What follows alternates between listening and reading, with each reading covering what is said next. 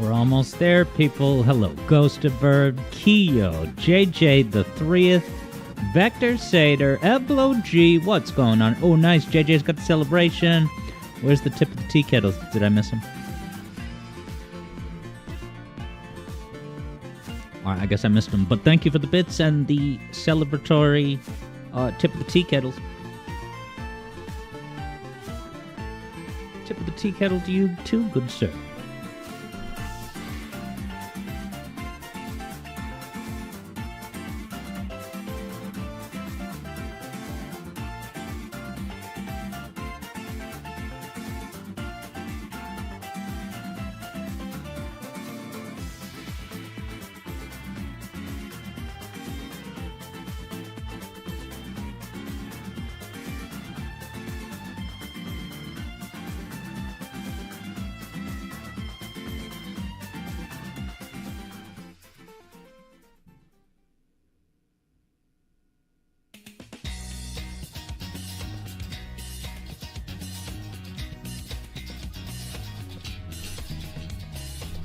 let's get scratching. Keo really liked that jam.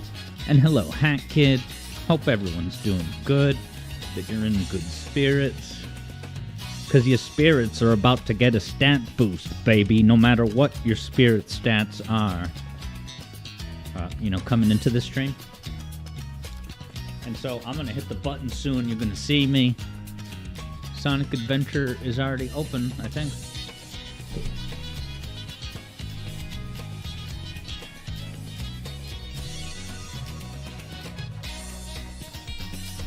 Wow, Eblo says that Saturday's stream lineup looks interesting. Finally starting off with a good game. Oh, okay. Does that mean Eblo is not a fan of Dark Souls or Tears of the Kingdom? Let me hit the button.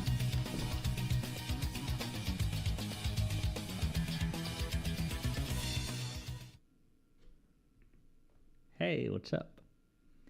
It's me. The game should pop up now. Yeah. Hopefully it's not super loud or anything. No, it's good. It's a me, Alex. Okay, Eblo is just tearing down other games to prop up Eblo's love for Half-Life. All right. There's another vote of support for Half-Life in general, so that increases the chance of Half-Life 2 bonus streams after this weekend's mainline set. So yeah, I hope everyone's having a good week. I know there's a big elephant in the room, guys, so I figured I'd basically mention it up front for elaboration later, but Elden Ring, Shadow of the Erdtree got nominated for Game of the Year. And also Balatro, that, de facto mobile game where you play cards. It has good music, though.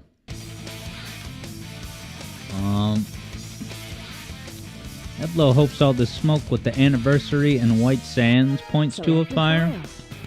Oh, like Half-Life 3 Shadow Drop. That was the theory that I put forth on Discord. I'm like, I predict Half-Life 3 will come out the day after the Half-Life 2 sale ends.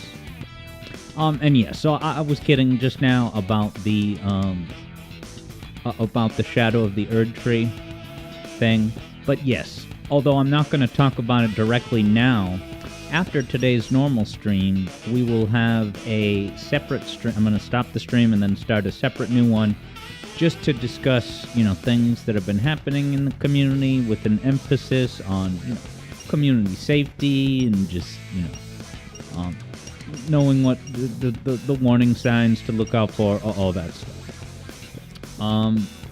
So yeah, we'll have an opportunity to talk about that, but none of that is going to stop us from some excellent Sonic adventuring. So I just have to pick the good file. Number 7. Sonic the Hedgehog. Remember Cybershell's top 10 video? Select your character. Ghost of Burbs on board. Eblo says a Shadow Drop would be insane. And that's one series that could get away with it. Was Half-Life Alyx Shadow dropped? Or was there a 12-hour notice?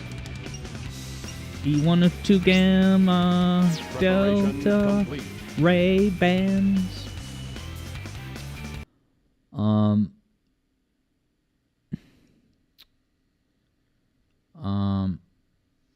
Yeah, Ghost of Burb will catch the bomb. And then... Oh, okay, Eblo says there was a few months lead-in. Interesting that it starts you here. Is this where his adventure starts? Does he not go to Station Square, even? I love the hover. These graphics are so good. Hey, look, a hub mission. I'm so good at this. Lonely Metal Sonic needs a friend. Look carefully. Is that on the egg carrier? Am I actually going to have, a reason to go to the egg carrier this time?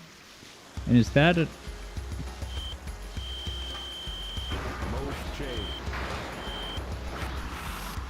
That thing looked like... What, am I hovering over the water? Because he doesn't want to touch the moisture. It'll mess with his circuits. Kind of adorable. Okay, no, says Keo. Metal Sonic is actually at the Mystic Ruins base? Okay, is that where you have to go across that long kind of bridge? Yeah, I do get that mixed up with the egg carrier.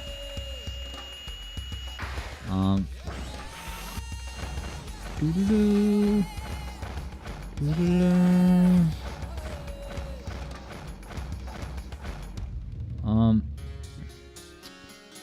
And then Keo says, hello, glasses with music? Oh, glasses with music. Who was saying that? Oh, yeah, Ghost of Burb has glasses to wear to work with little speakers. That's cool. That's what I need.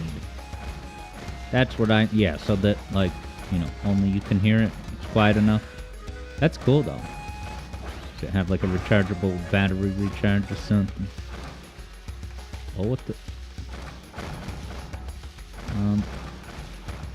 Alright, well, you know, if metal is in that Mystic Ruin space, maybe I should go there and hope that that's the devs kind of telegraphing, like, yeah, if you go do this mission first, you'll find other missions in the course of doing so. Yeah, nice. Ghost of Burb says, no one at work knows really about those glasses. So for all they know, just Ghost of Burb started wearing glasses. JJ says, smart glasses, huh? So Tony Stark tech is real? We live in a brave new world, people. Yeah, Tony Stark power-ups are going to be available at Walmart probably within our lifetime. If not already right now. Yeah, Eblo remembers a press release that Valve said they let Valve time happen before even announcing Alex. I guess I don't know what that means, other than a general awareness of, you know, Valve time. You know, they say they're going to do something in 6 months. That actually means 3 years. It's horrid. It's so horrid. I try not to get worked up about it. Hey, look, my theory was totally right. Go do the Metal Sonic mission. Find more missions along the way. Protect the Sonic doll from the spinners.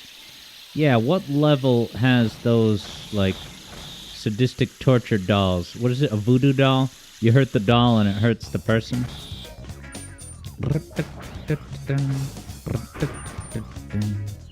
Alright, Metal Sonic's friend. Does it want me to just become encased in one of these for eternity? What's the button? Do I have to press R2 to pay respects and become entombed?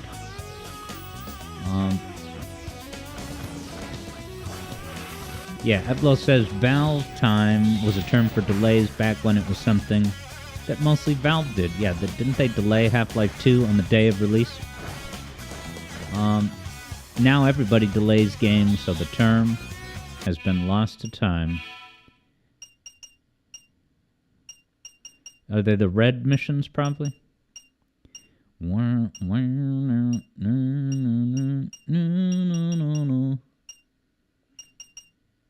can't... Oh no, red is Knuckles. So what the hell is Gamma?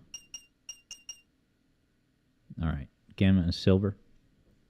So where's the first Gamma mission? Number 7? Lonely Metal Sonic needs a friend. Look carefully at him. Oh, there's more than one Metal Sonic. Actually, maybe not. Who was it? Oh, this is... You know, the naming conventions for these robots. So. Oh, so I have to place something right there. What object can I pick up? Thank you, JJ, with the gray tip. Yeah, Keo figures there's a statue or something you bring here. Is that an object? Now they're just memeing. This is funny, but it's just a meme. This is a postmodern Sonic mission. Very postmodern. Maybe the Burger Man, says JJ. Lo and behold, here he is. The most epic pick-upable item in the entire series. So good at these missions. He just disappears. Thanks, devs. Oh, and we have on-screen segments during Sonic Advance 2. It's gonna be dope. All right. So then, yeah. Does anyone? I can't remember where those cursed voodoo dolls of Sonic and Tails are. Could that be? Someone here's got to know, right? I guess in the meantime, I could go. Oh, find the egg. Ah, okay. Maybe this level. Wow, it's the door right next to me. I'm so good at this. Or maybe it was just intuitively designed. Unlike Amy's playthrough, I guess, because I was getting lost and couldn't find missions. So the mission is... Whose doll? Protect the Sonic doll. So maybe it's just... Destroy the Sonic target. I say destroy the Sonic targets, and you'll get extra time. Extra time. Voices so. What's going on, Hyper Astronaut? Welcome to my hub mission success. I gotta find the Sonic doll. Yeah, maybe did this alter the mission so that most of the dolls are actually not Sonic? Because it's all Tails and Knuckles. Poor dolls. I feel bad for them, even though they are presumably inanimate objects.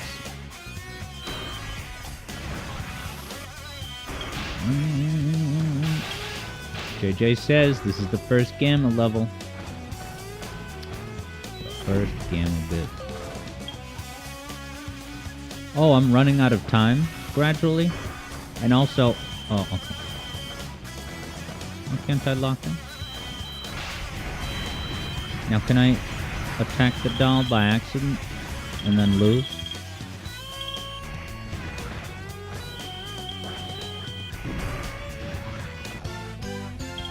Right. 2 missions down and we're only 10 minutes in. Hey, look, an animal. Alright, because this is just a half an hour, I'm gonna bail out of the level. Because you don't get the mission undone if you do that. But will it let me? If I say quit...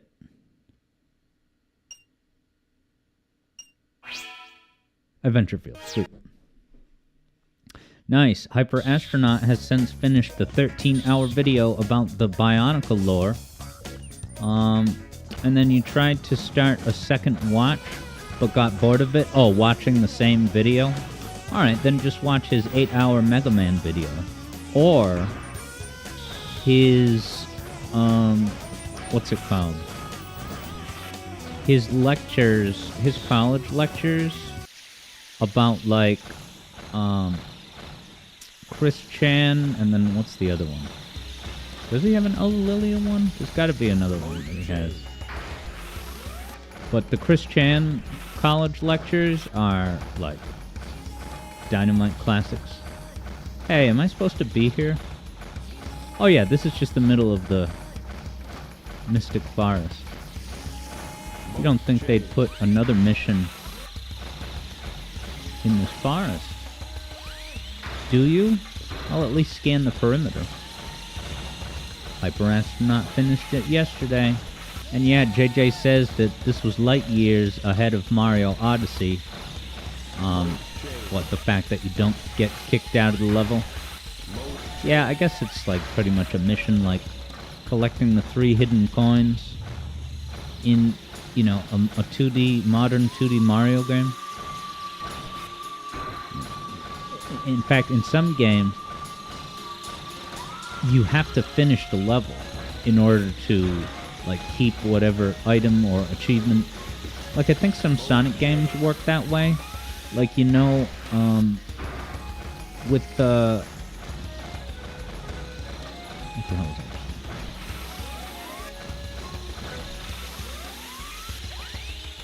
that? Sorry, I was looking at Keo's chat that said, I got distracted. What was Metal Sonic's friend? Well, I was expecting it to... Look at him climb up. I was expecting it to be a robot, but it was in fact, JJ called it, the Hamburger Man from Station Square. Look at his feet. This is deluxe Kino art. And grown men made this. This song's so good. Even if the vocal samples are from a sample CD, it's still really good. Yeah, so I was looking online just a glimpse because I wanted to get a picture of this robot that I'm playing as for the schedule.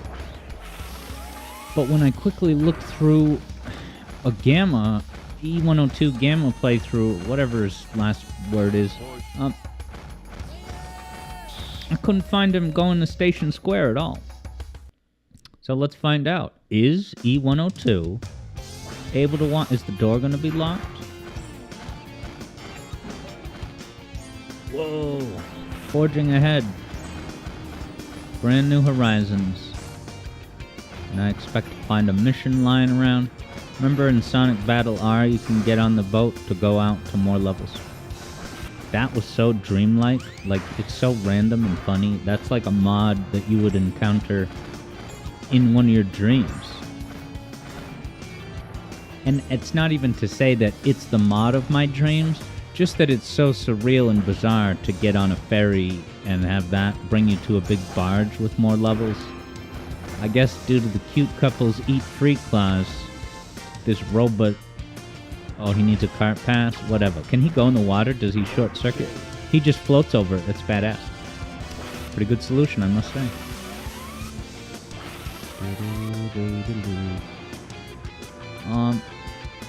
Okay, yeah, Hyper Astronaut says that E102 does go to Emerald Coast, but no other Station Square levels. So that makes me want to check outside the infamous hotel pool, which... Was it Dem Rupees who noted the similarity to a pool area with palm trees in a Tony Hawk game? In that game, you can actually, skate in the pool and use it as a half pipe. Why is this not available? Oh, I can shoot it, but there's no reason to go in there. It gave me a 6-second time bonus. This isn't even timed.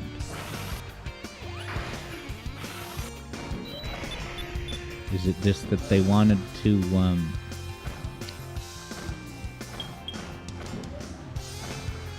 they wanted to use those targeting things here in the hub world, but they didn't bother to deprogram that little sprite that pops up that says, oh, added 3 seconds, whatever.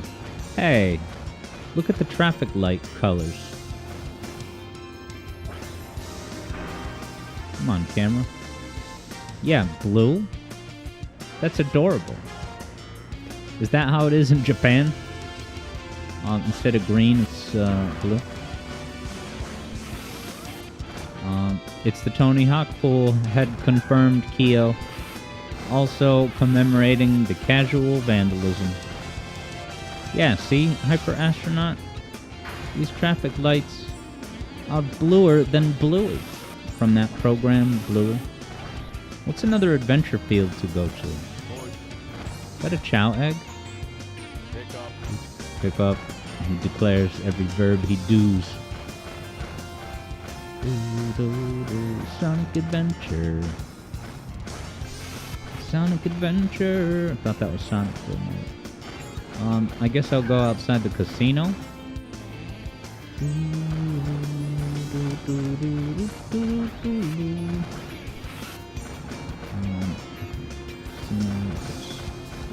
I'm able to get there. You would think that the casino would have... Oh, it won't let me go. And I assume I can't get there through the train station, man. So should I go to the egg carrier?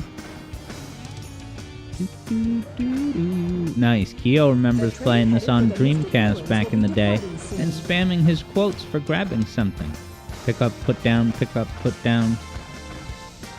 Yeah, I used to love doing that in Smash Bros. By selecting a character and then unselecting it. And go back and... Roy! Alright, no casino. So what do you think, guys? Should I go to the egg carrier? Which I believe I get there by going to Mystic Ruins and then getting on that boat underneath the train stop. Because I'm pretty sure I scoured everywhere in Station Square, so... Eblo says, egg carrier. Oh, isn't that what you are right now? Well, if I'm the... Oh, it's gone. Good call. Oh, there it is. I was carrying an egg rock. I'm the egg carrier. If I carry this egg to the egg carrier, does that explode the logic circuits of the entire fabric of the universe? Hyperastronaut has a pitch for an E102 spin-off thing. Egg throw. Alright, to the carrier. If your eggs don't transfer over. Now, of course, I have bad memories of going to this egg carrier as, what was it, Amy? And finding not a single goddamned hub mission. However, being that E102 is like a creation of Eggman, we would expect more of his primary journey to happen at this hub.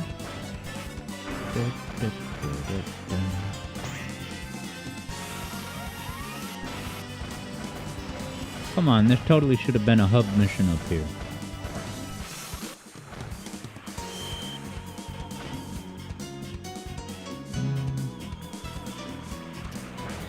Eblo has some theories on Chow eggs.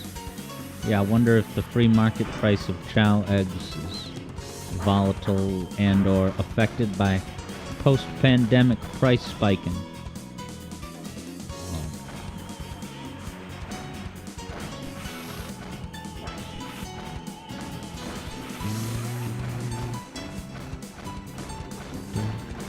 Is that melody from something? I don't know, man. I'm just looking for a floating, rotating keycard. Much like any other pre-programmed robot.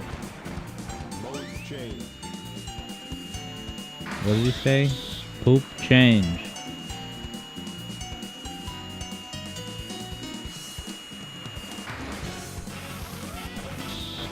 I gotta go in. I gotta see what's in. Oh yeah, this room.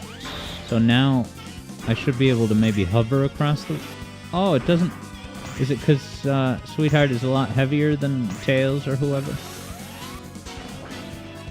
There should definitely be a hub mission in here, in my opinion. Not that I looked it up in a guide. These are not bouncy? Come on, they're so inviting. I gotta go now play Mario Sunshine to get my fill of bouncy umbrellas. Okay, Hyperastronaut says that what E102 said is mode change. Hat Kid says, keycard, this is not Doom. Oh yeah, because in Banjo-Kazooie you collect notes, but the main equivalent that in Doom is that, yeah, you collect keycards. Join Doom Guy as he goes on a fascinating quest to collect all the keycards. Coming this fall to your computer. Oh, did you hear that? That was definitely from You Can Do Anything. Take it to the bank. You can do anything. They changed it. They've reharmonized it for that part. Alright, I'm pissed because I don't see any keycards. And we're not even playing Doom. But wasn't there one more room? What do I gotta go into one of those Eggomatic evaders? There's so gotta be a hub mission keycard down here. Cause dude, it's 424.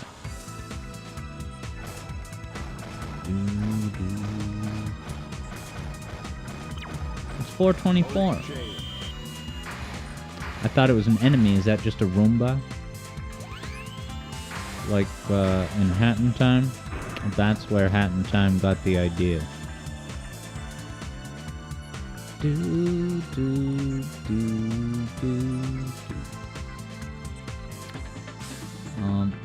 Hyperastronaut says, find one in E101 Veda's room. You're guessing?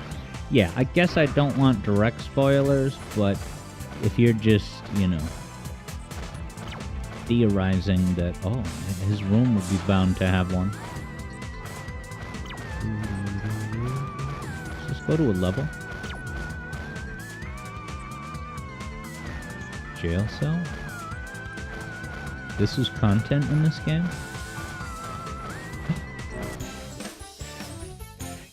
Get into the bathroom. Bathroom. The only bathroom I know about is Casinopolis. I'm sorry. I did the Studiopolis fallacy. Anyone know what bathroom that could be other than Studiopolis? Studiopolis, I've said it again. Casinopolis. Is this a level? Give me shelter. Get out of here, man. Hot shelter, says Third Bruno. Yeah, I didn't mean to. I just wanted to see if it was a level or... Oh, and then Third Bruno is saying hot shelter. Did you mean that as, like, maybe there's a bathroom in this level itself? Wow, did you see those cool rainbow halos? After each explosion, kind of?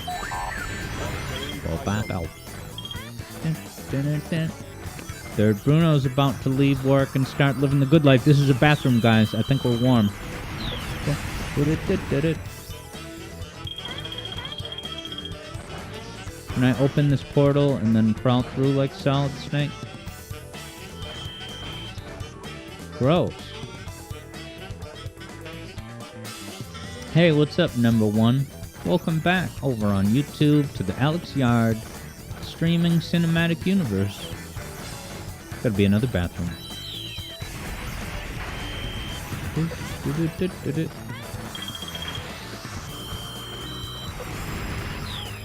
Wow, I killed them while they were on the porcelain throne.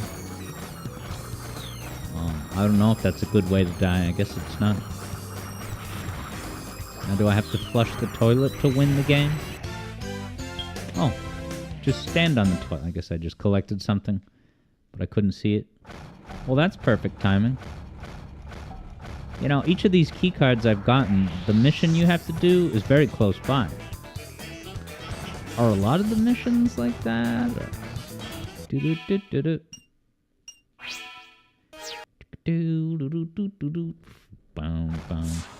Hyper Astronaut. Spotted some jank. Oh, you watch the Young Turks? I'm just kidding, man. I can never resist that joke at times. Yeah, 50% of the time, I can never resist that joke.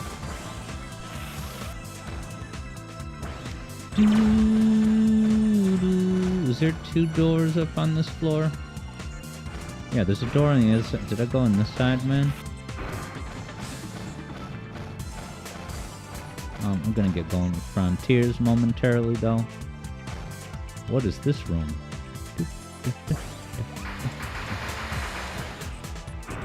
Jank. Young Turk. Dude, these pistons are so, like...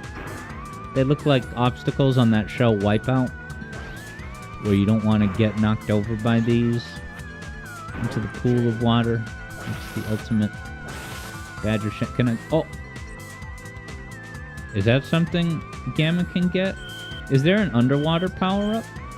That looks like an item upgrade that I've never gotten. I don't even remember this room. Jeez. I'm discovering new stuff all the time here at the Alex Yard Zone. 91.6, turn it up. But it's not a hub mission, so I'm kind of like whatever. And then I think I went into the door. And then this Eggman puzzle just leads to maybe Chow stuff.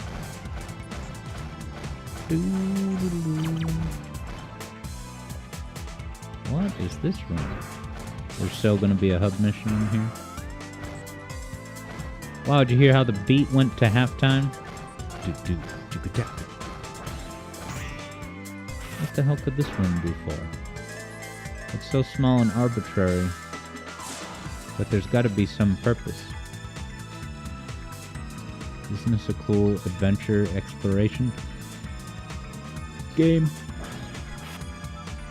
My pardons. I yawned. Hyper Astronaut identifies that item in the pool as Gamma's blaster. He can only get it during story after the egg carrier crash. And then never again. Oh, was this something that... Oh no, you can't hear. I'm thinking it's Sonic Heroes that you play as Omega. You can grab the thing, but no. I guess there's nothing for a fella in here. Unless there's a way to get up there. But I don't see any method. Yeah, that looks like you should be able to go up there. Is there any other spring? I don't see anything. And rather than comb through every digital square inch of this room, let's open up Sonic Frontiers.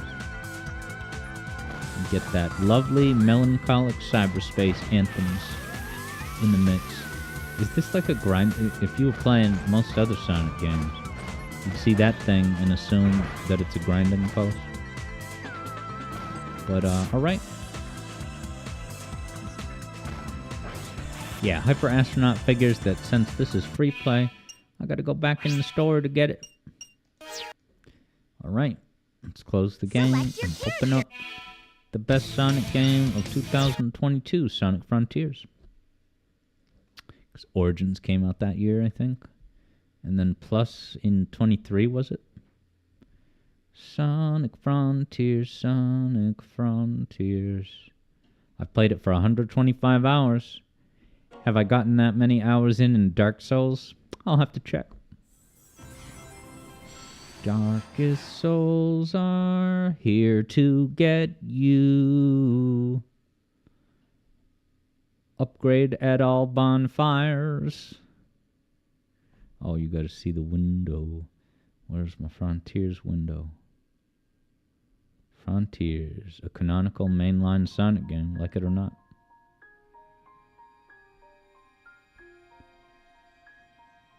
Come on.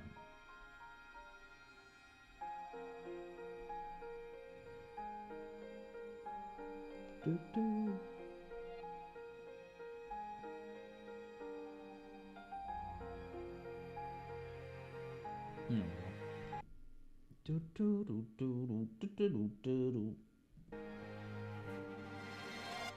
Hyper Astronaut wonders if I have soap shoes in Frontiers.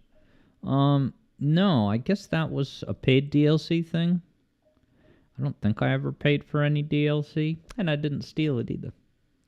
Cyberspace Challenge.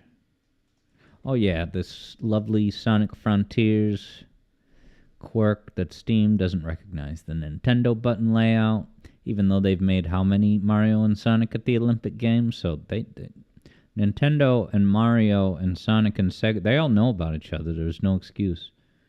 Let's see here, controller, Nintendo button layout off, which for Sonic Frontiers actually means on. Hyper Astronaut is churning the numbers and stats. Hyperspace Challenge. Alright, so I'm going to start a wager. And the bar that I have to clear is high. I have to get an S rank on Island 2. And you can see that the best I've ever gotten, look at that, A's and B's.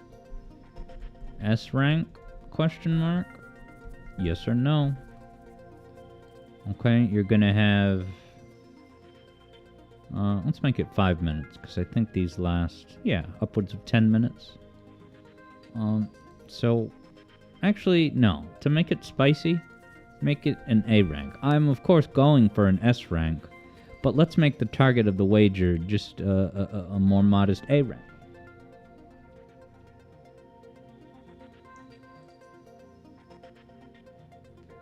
And away we go. Welcome to Cyberspace, baby. It's here whether you like it or not. We're in the digital age. It's coming at you. How do you go fast in this game?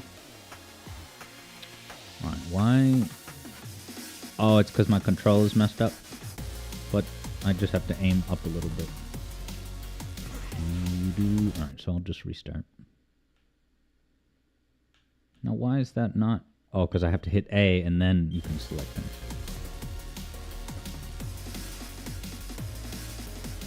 Back in. Why isn't he jumping? Is this... Okay, so I guess I shouldn't deactivate Nintendo button layout. I'm really sorry, guys. I am going to very quickly reboot the game, and I guess I thought that I could switch that mid gameplay, but maybe it has to refresh the game. Yeah, now JJ says, how does this feel, in retrospect compared to Shadow? I am curious to see that, and thank you to the mod that changed the stream category.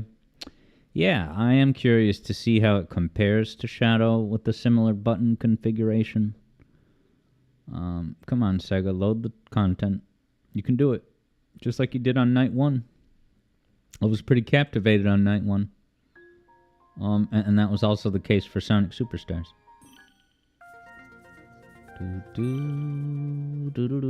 Alright, this might not be right.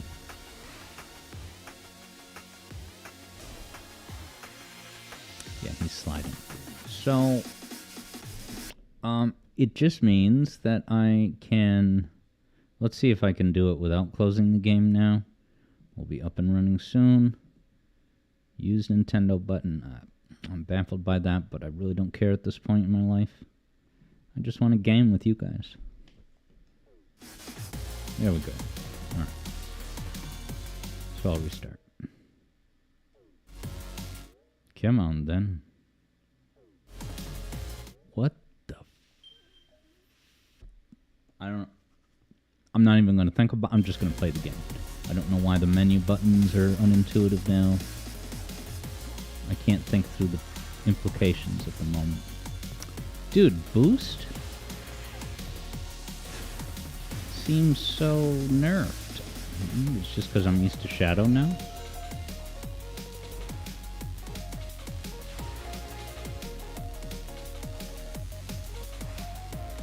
Uh-oh. I missed my ring. I missed the LS Mark Splash Dash ring. Why do I say LS Mark? Because he brought up the rainbow rings in the debate of Sonic Heroes versus Sonic Adventure 2, when Cybershell said, come on, what things from Sonic Heroes have, remained in the series? He goes, the rainbow rings, and look, those rings that you jump through to do tricks, that's a big deal in a lot of Sonic games, including Sonic Frontiers.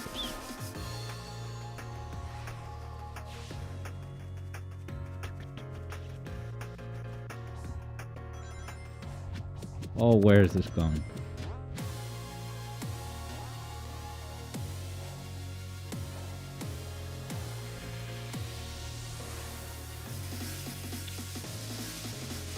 I love the rolling hills at the end. Oof.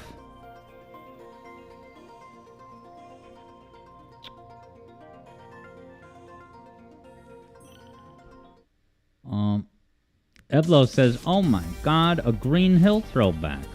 Such a creative decision from Sega. Yeah, they really are showing Nintendo how it's done year after year. Excellence in asset recyclage. That's the new category at the Game Awards. Excellence in, art design. Oh god. Yeah, so this first run,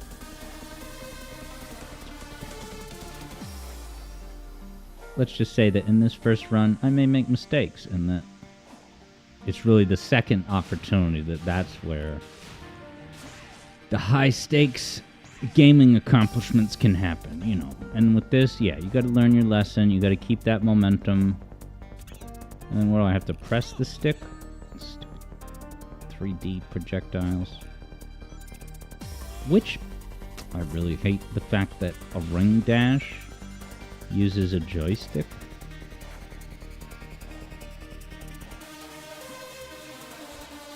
As few jumps as possible. JJ was just doing this one last night. And it looks like JJ's slated to win some points. Did Third Bruno or someone bet a lot on a successful A rank?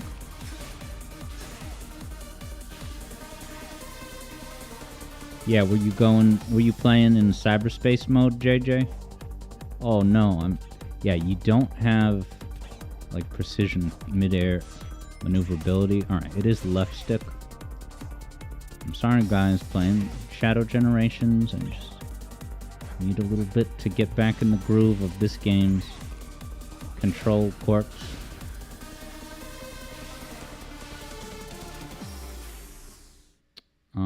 Eblo wonders if this is Chunan Day from Unleashed. Oh, like level design wise, Vector Sader says yes. Yeah, JJ was doing these challenges. You had smooth moves for the stage. Very cool.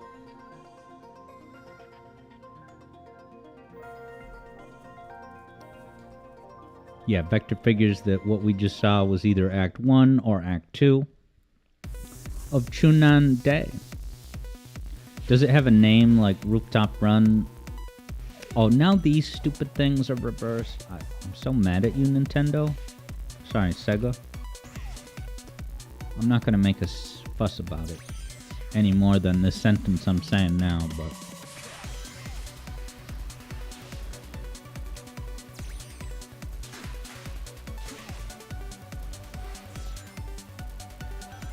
Boost is your mid-air triple jump, guys. Don't forget it. Surprised that hitting the wrong button doesn't mess up those things. Oh, I got the upstairs area. Yeah, this is bad news. I shouldn't dwell on it, but I'm just very irritated that Sega doesn't have their shit figured out with these buttons. I could probably manually remap it, but that's asking too much of just a casual cool kid gamer like me. Alright, Eblo thinks it might be called like Dragon Road or something.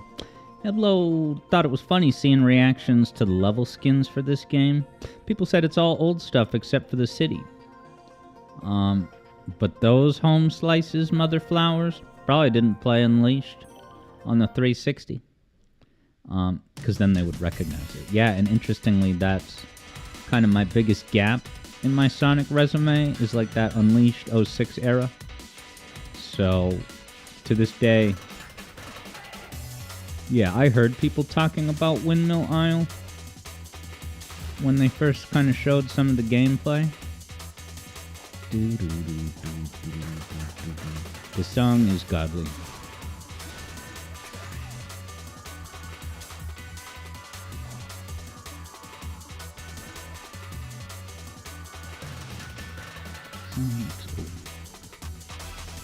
Wonder if Otani did this bop.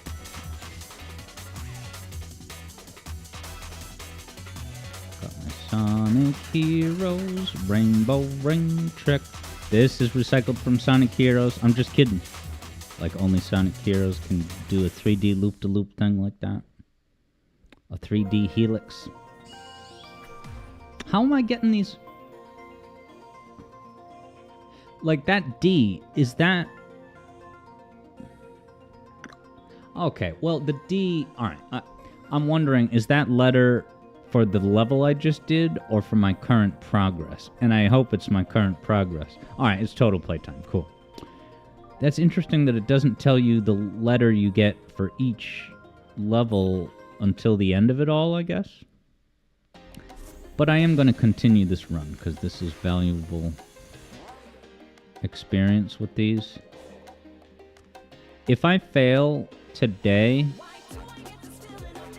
then I might do a lot of practice off stream so that the next time I stream it, I want to, successfully beat it on stream, but I'll prove that I can do it off stream by playing through all of it efficiently and then not finishing the very last part of it. Yeah, I gotta use the stomp more often, man. Oh no, that's a death? Oh, no.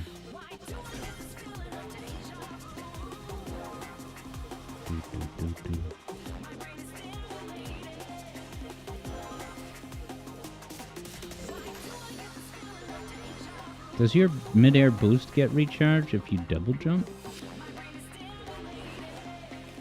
Imagine a cool game like this with more level designs, more themes. I guess that's what Shadow Gens is, but Shadow Gens is better, but this is really not bad in terms of Sonic gameplay mechanics. It's just uninspired, recycled artwork. Do. D is for D.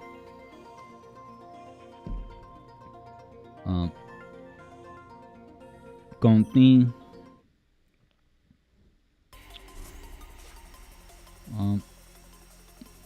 Okay, JJ says, last night Vector asked JJ, of all people, how this music is relevant to Sonic.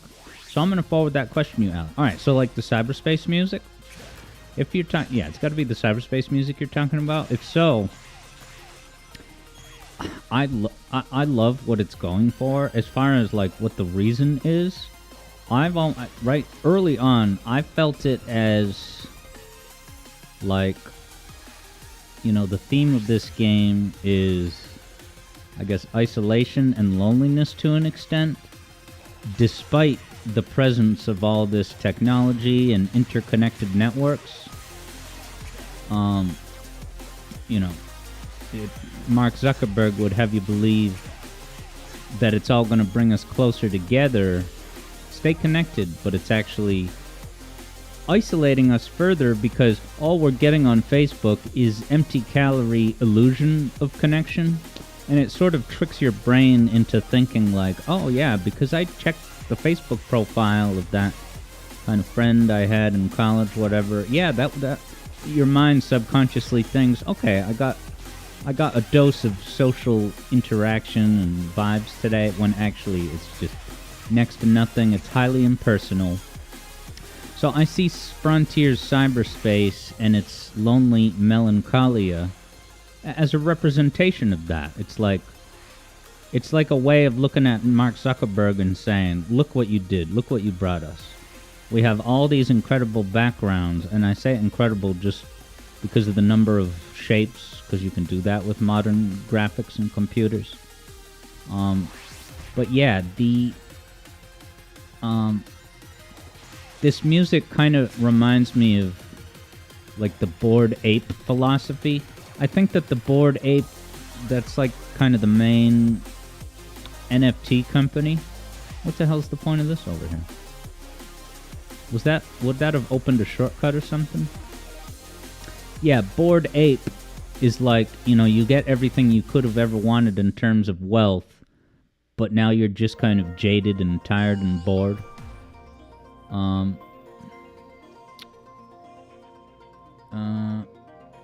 Now, Ghost of Burb is wondering if we're talking about dead internet theory. Now, there's this very good YouTube channel called Pursuit of Wonder that had a video, and it didn't really stick in my head as far as what it was about, but I can't remember what that is. I don't know if there's some kind of overlap with kind of the philosophical bind that society has landed itself in with technology, as portrayed artisanally in Sonic Frontiers. You know, it's like Facebook keeps us closer, but does it? You know, you're physically close to Amy's hologram, but she feels like a million miles away. You know it's not the real deal.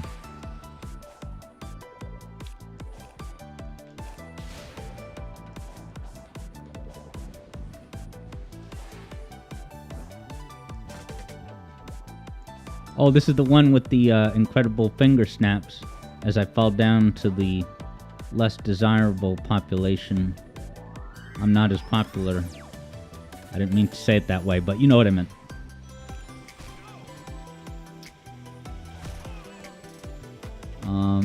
Hello, Wonder Woman. Welcome to not the first reinterpretation of Sky Sanctuary Zone from Sonic & Knuckles. Interesting. JJ says that JJ describes it as the music makes you want to look back on your past while running forward. Yeah, and that's kind of like the plot conceit of like, you know, and I remember Cybershell lashing out at that, justified, saying, you know, I don't care whatever story explanation they have that, you know, these cyberspace stages are partly taking place or like informed by the contents of Sonic memories. He's like, I don't care. Just stop recycling levels. And I agree. But there is that kind of definitely layer to it, as JJ said.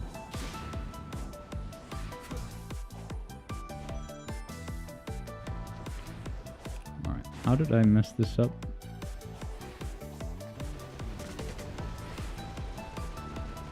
Probably because my joystick was flubbing.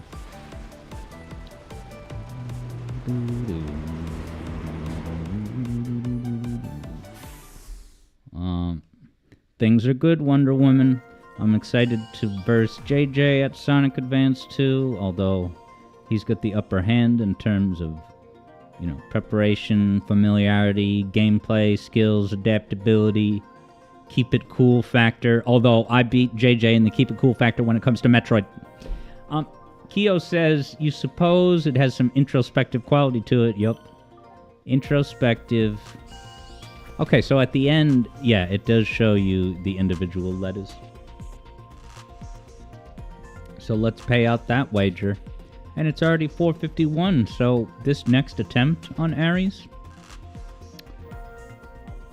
is going to be the last. Wow, and third Bruno bet 1,000, so JJ is going to get that all to himself. No one else bet that I would lose this? Well, let that inform your next bet, because it's going to be the same thing. Although I am canonically aspiring to get an S rank, the wager is for an A rank. 5 minutes begins right now.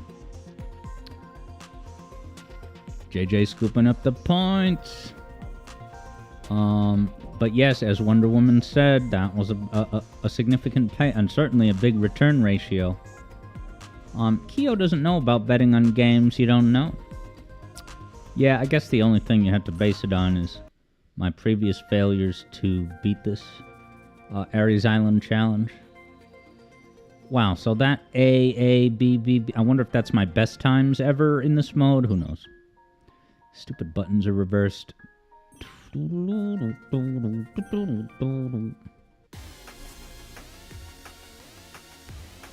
Alright. Infinite possibilities. Upper paths to be had.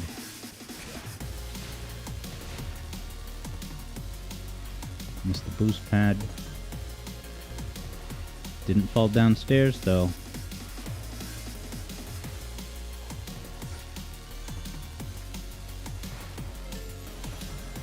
Nice. Stomp right into the boost pad.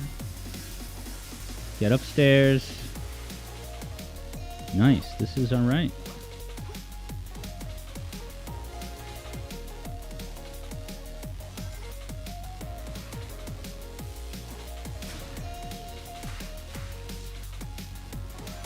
This is ideal so far. I wonder if I should be stomping to the ground to then boost. Oh, this part. Phew. I averted disaster with minimal fallout. I feel like falling down there could doom your run up front. Give me that S to start. Yeah, deluxe. So I just made the S rank.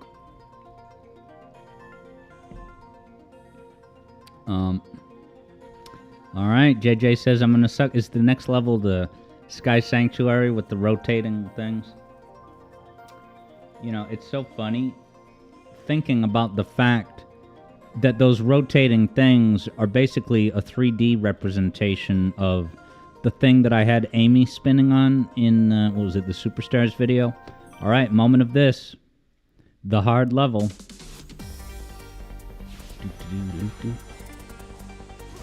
Just use the stump.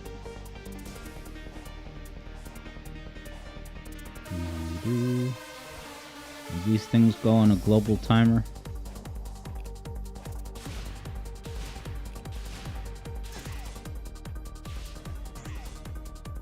Here's the hard part. With the floating dots, danger.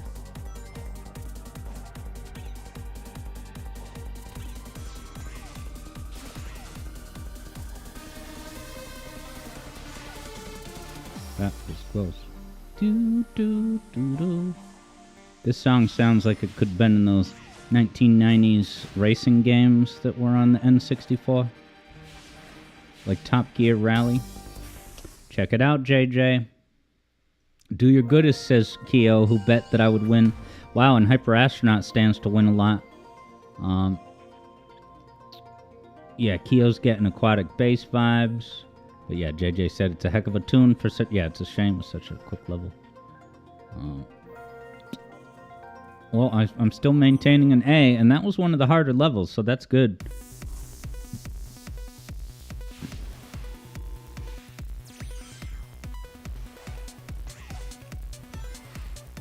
Nice, I didn't get caught up in that baby launcher, as I call it. Why do I call it a baby launcher? Because it's so superficial. It's not even gameplay. You know, like the quick time events at the end of every single level of Penny's Big Breakaway. That's not even game design. That's just insert a Flash Newgrounds minigame. Oh, I missed the Cool Kids route. But that's not a huge penalty, I don't think. Uh-oh. That went well. Yeah, you could just keep hitting buttons until you hit the right button. Keo says, it's like a DK barrel, isn't it? I forgot which gimmick I was talking about. Oh, right, those things. Yeah, those things that you get in and they launch you out. Yeah, they're kind of like a DK barrel. But it's like if you hit the wrong button, there's no... I guess I thought there was a penalty for hitting the wrong button. It would, like, fart you out of it without launching you. But I hit X and it was... It didn't kick me out or anything.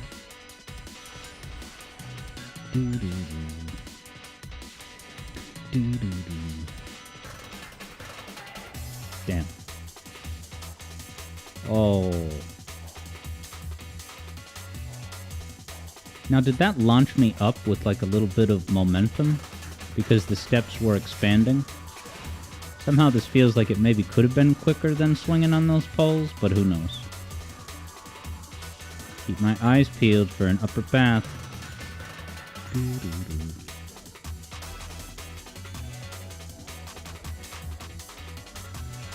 Oh, this beautiful.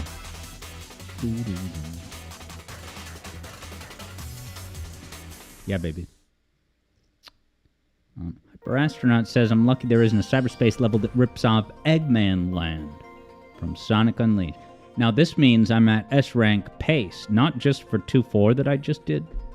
So, this is mine to maintain. And I am now 5 seconds ahead of the S-rank pace, so that's pretty sweet. Ghost of Burbs got, what is that, the supersonic ice cream on a stick treat from the ice cream truck? Look at these things from the Sega Genesis era striking back in a major way.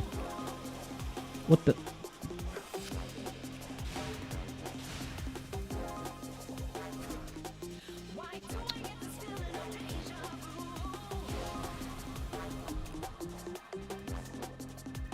Going in here is advantageous.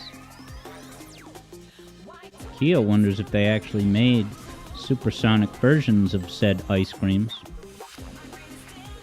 It would be a good day for the Sonic community. And certainly the supersonic community. It's too bad those two subdivisions of the fan base are always at each other's throats. I'm just kidding. Imagine that. I mean, there's fandom wars about the color of Sonic's arms, the lengths of his quills. Hey, I didn't get a boost back?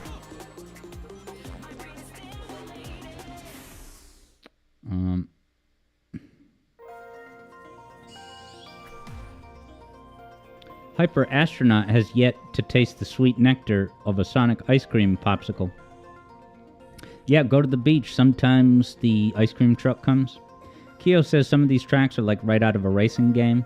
Like the way the ramps look just seem like they grabbed assets from Sumo Digital, Team Sonic Racing and such. Well, it's 5 p.m. guys, so as I finish this cyberspace run, I've got, I think, 3 more levels. We're going to boot up Sonic Advance 2.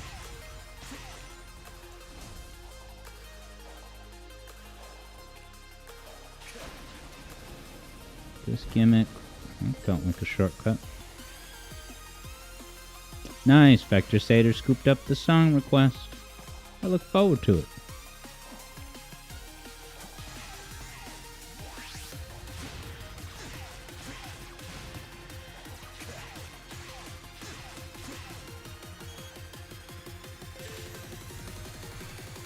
Okay, moving right along. Boosting like a madman, but not as fast as Shadow. Dude, Shadow's boost looks so incredible, the yellow trail. And you already know this, but it just bears repeating.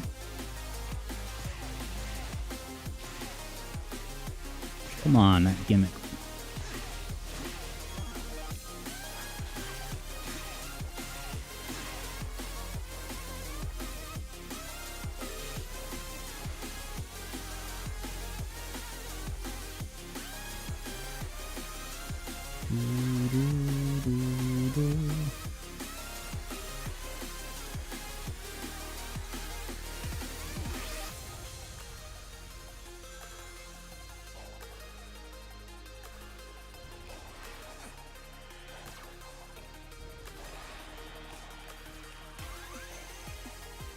Didn't bother going to that left trail.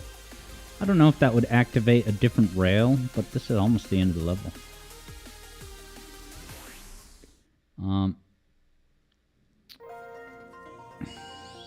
Evlo just pulled up the song request thing and saw the button deactivate. Wow.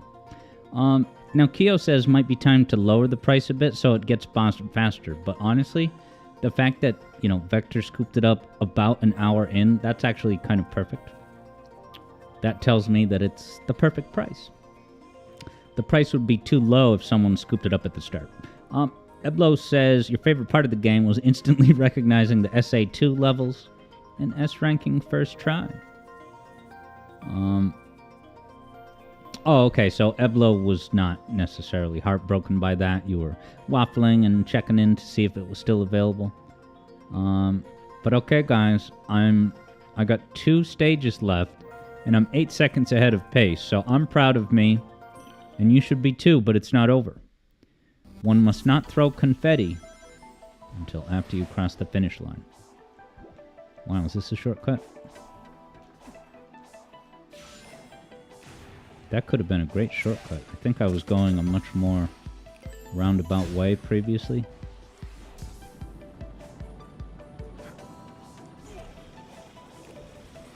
And this is not in my interest.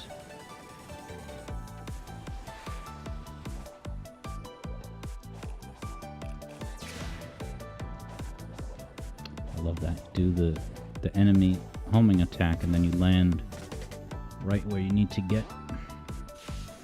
Now this is the one with the collapsing balcony, so I gotta be very careful with that.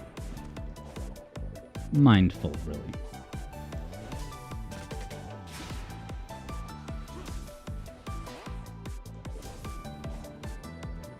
Where do I go? Was that a troll thing that doesn't actually lead anywhere? Oh no, don't fucking...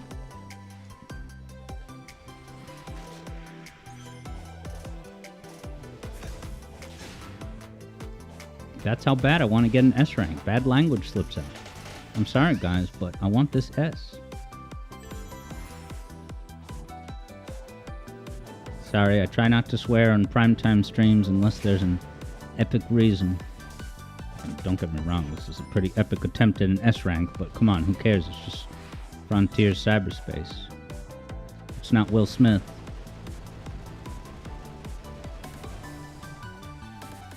Just hold the button. No worries. Hold the boost button.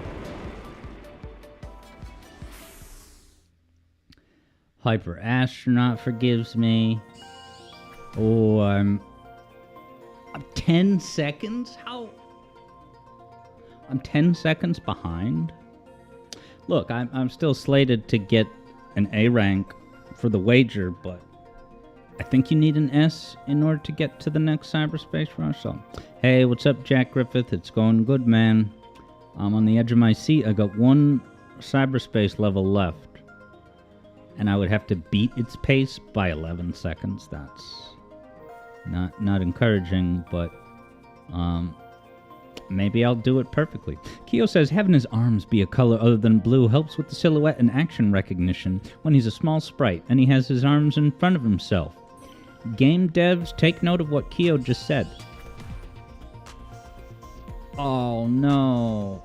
So you're telling me that I had S for most of it, and then I flubbed it on that because... Alright. Well, now I know that 2-7 is the one that I gotta really ace. But I still did win the wager. So let me pay out the wager and then get Sonic Advance 2 set up. It's a good game. The No's were the overdog, and they won. Hat Kid Sam being the biggest victor, and JJ being the... Oh, no, wait, I'm sorry. I'm all mixed up. I got an A rank, so the yeses won, the underdogs, and JJ's the biggest winner, gonna pick up the biggest slice of Hat Kid's points. With a 2.5x return ratio, my man. A rank in the books. Let's see if an A rank open... It says End Cyberspace Challenge, so... Oh, okay, an A rank opens the next one. Alright, so that... Hey. Dude, and now it's... I know this is just cyberspace, but... Now that Chaos Island is in Shadow Generations, I would like to do a stream where I just casually play the Chaos Island level of Frontiers, maybe in the next couple weeks. And see the cool floating fire embers floating around, and then point at the screen and be like Shadow Generations.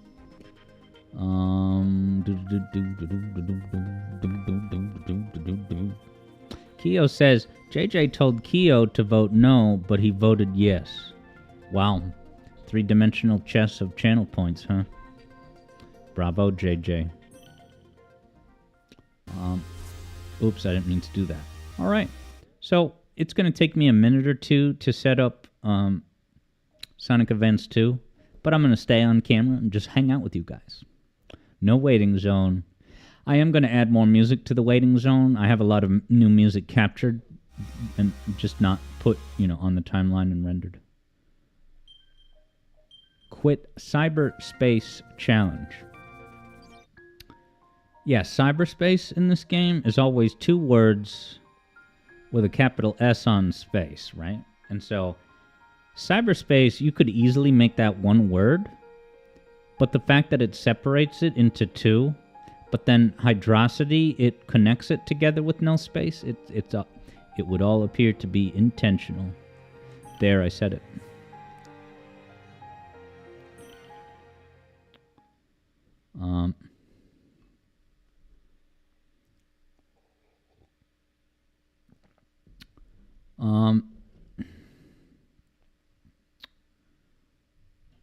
Now, Hyper Astronaut says, don't I mean 4D chess since normal chess is 3D? No, as Eblo correctly says, chess is itself 2D. And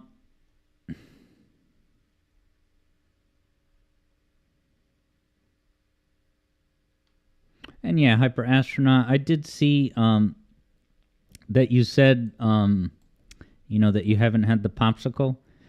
And yeah, I can never promise to read every single message, but I did get your popsicle update, including your game plan where you know what you want and you have clearly defined the conditions that would be necessary for you to enjoy a Sonic popsicle. So let me set up Advance 2. I'm going to get JJ's feed up and running. But I'm not even going to send you to the waiting zone. It's just you and me, you guys and me. We got segments to bring up. We're going to start with Leaf Forest. That's a beloved Sonic level, and it's a beloved level. All the Sonic Advance 2 levels in the Sonic Roll Blast 2 cart are fan favorites to the best of my knowledge. What was it? Weird Code had said, I see hot crater, I click. Da da da da da. Now, of course, I'm gonna close Steam to make sure Steam's not interfering, man. Hat Kid's always pretty good about reminding me to close Steam in moments where there seems to be funny business. Nice. JJ says JJ plays Rocket League, so you're used to playing 5D chess. Hyper Astronaut reviews the numbered dice issue, so you don't want to eat anything with numbered dice. I guess I gotta watch an online webinar about what numbered dice are. Is it like how certain plastics have an official number that tells you stats about them and whether they're safe to do a one-use microwave session? All right, I think I closed Steam, so things are getting... I should come up with a background that will show right now so that it's not the Agionuma Black Void of worry. JJ says plastic top trumps, as in the incoming returning Prez, or is that a different thing? Plastic top trumps. Let's get my button mapping to use the AVGN New Jersey pronunciation. I gotta press the button. And now we're gonna go climb a mountain. Trump is playing cards, reports Ghost to Burb, and Eblo, much like me, has not heard of top trumps. Yeah, what's a top trump? Oh, JJ says it's a card game for kids. Did they change the name of the game in 2016? Or did it take them until 2017 to get name of the game remorse? JJ says literally every series has a top trumps pack here. By series, do you mean like Bluey and stuff?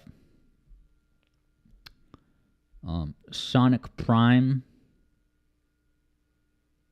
I Am Jazz. All right, franchises. Ghost of Burb only learned about that playing cards from learning Japanese. Oh, you knew about top trumps? So they're like a Funko Pop, but it's like a card game. Is it a competitive, like Pokemon trading card, like you battle? Or is it just, you collect them and brag about them and then haggle to trade these for those? Let me open the emulator. Whoa. Did you guys hear that just now? Did you hear that that high-pitched music at all? All right, Eblo knew what it was. So that was banjo. So what I accidentally just clicked on... yeah, Keo says, what the hell was that? So it's a file, it's a video file on my computer that is... I could even show it to you, just as a behind-the-scenes thing. I won't do it now. But... yeah, AYZ Music Theory League, says Evlo.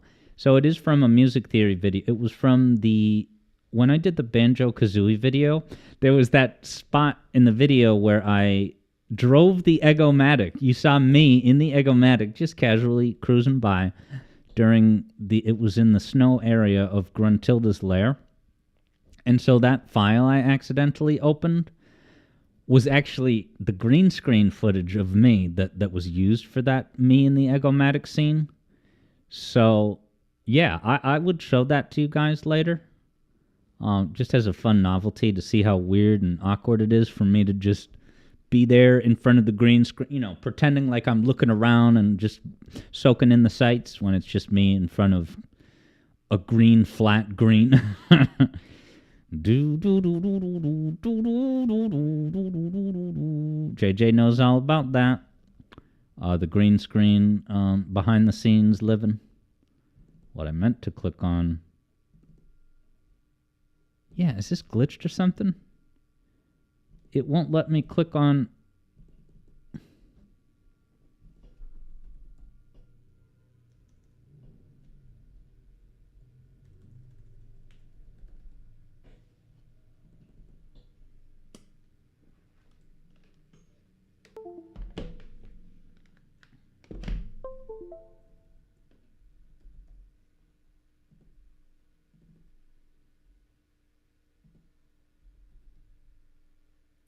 What on earth?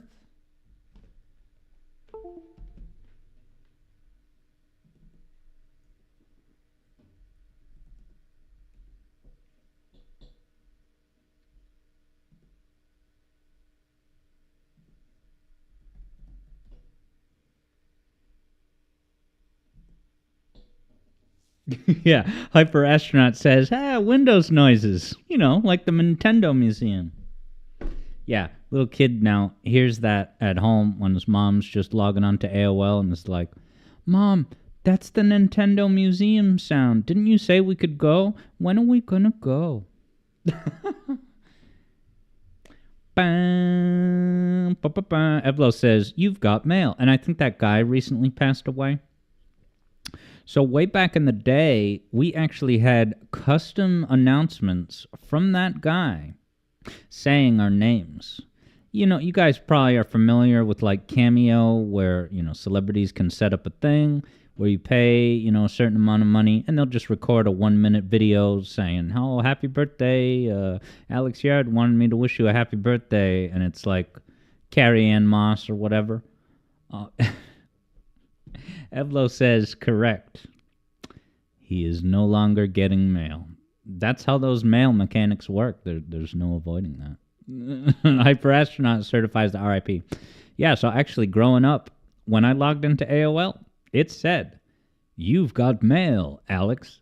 And it was that guy, like literally that guy. He for a very reasonable fee, he would record a custom, and for all I know, he had some of the common names ready to go. You know, I say, my name is Alex. Can you do You've Got Mail, Alex? And he's like, yeah, sure. Look in the archives. He already has one for You've Got Mail, Alex. You've got mail, Susan. And every common name in the first 100 list of common names. All right, open the damn game. People are waiting, Alex. Why isn't this... All right, just need a moment here.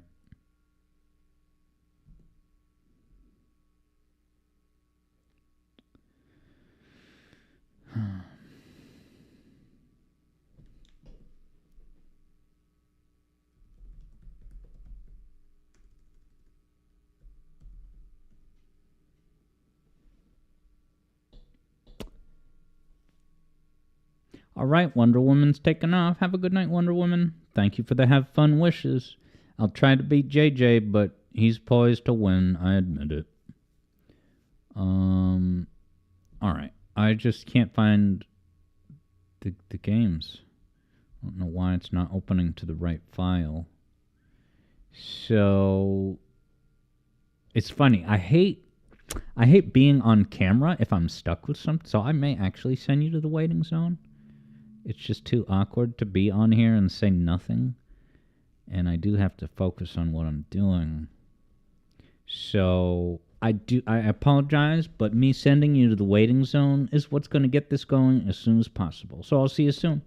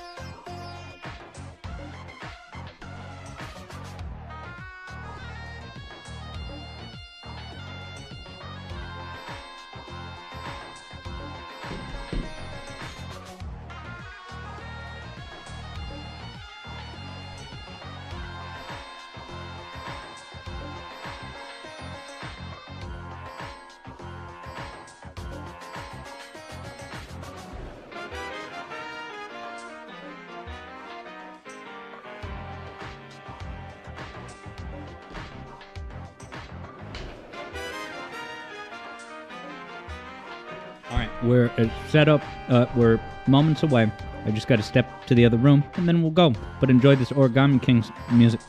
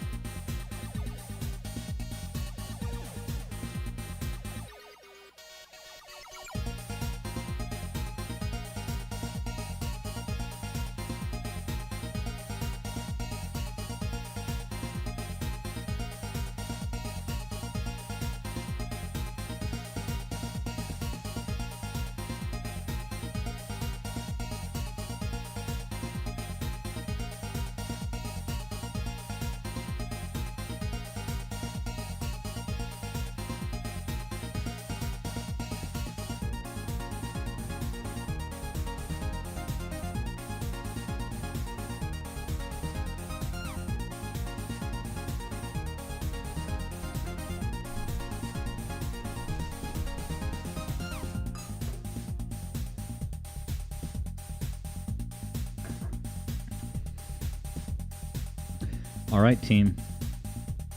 I do appreciate your patience. Sorry about the wait.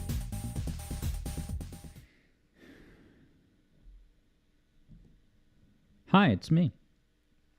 If any moderators would be willing and able to update the stream category. So, guys, for today's wager, it's going to be the first 6 zones. So you finish the run when you beat Techno Base. Okay? So it's pretty clear cut. It's going to be a half hour to bet. Who will win the points wager? Rager, I almost put. Ragers are a thing in college. Yeah, Alex, JJ. 30 minutes. And also, I didn't practice, so just let that inform your bet. But I have played this game before. You already knew that. Who will win the points wager? Alex or JJ? 30 minutes has begun. And once we get to Act 2, I'll bring up the first on-screen bit. But, just about ready to go, man.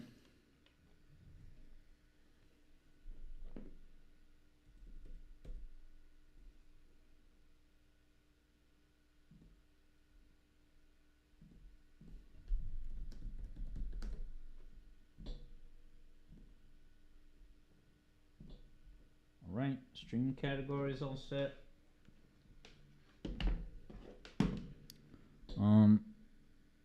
So I just need to hit that. And yeah. Whoops.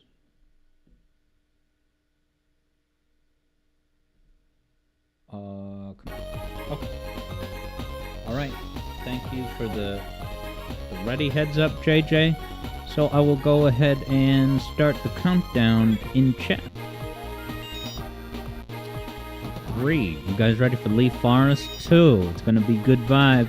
1. Nostalgia. Those really surreal, awesome shapes in the background. And go. Oops. Alex, you had one job. It's because I have A and B swapped. Here in the golden shores of Leaf Forest, where there's no water. I think there is a body of water. Way in the back, maybe? Maybe not. I don't know. Is that supposed to be an ocean up there?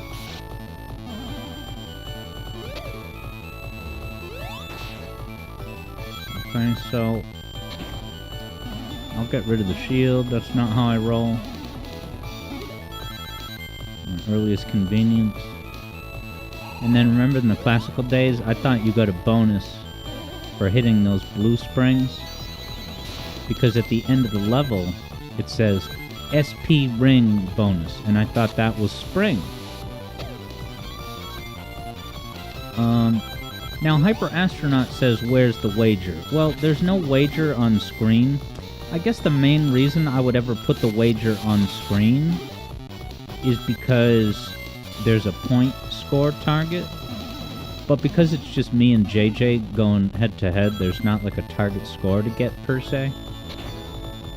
And don't forget, we have that great mid-air move. Now, Hat Kid wonders if he missed the VGM hangout. Nope. That will be our regularly scheduled hangout after today's broadcast. Well, after this game, actually. Nice. Hyper Astronaut found the betting module, and I got through Act 1, so it's time for the first bit. This. Alright, guys, Game of the Year. It's here. I stole that image with the emote on it. Jeff Keighley is here to preserve and protect all integrity in the video games. He's using his platform to steer game development trends in a better direction. I'm just kidding. Erdtree got nominated for Game of the Year. So I guess right off the bat, the reason why I would not be keen on that is because it means that, you know, if there's a dynamite game like Elden Ring, it could very well hog the top prize, 2 years in a row. And that's kind of reason, if I had to guess, that's maybe what happened with a show like Better Call Saul.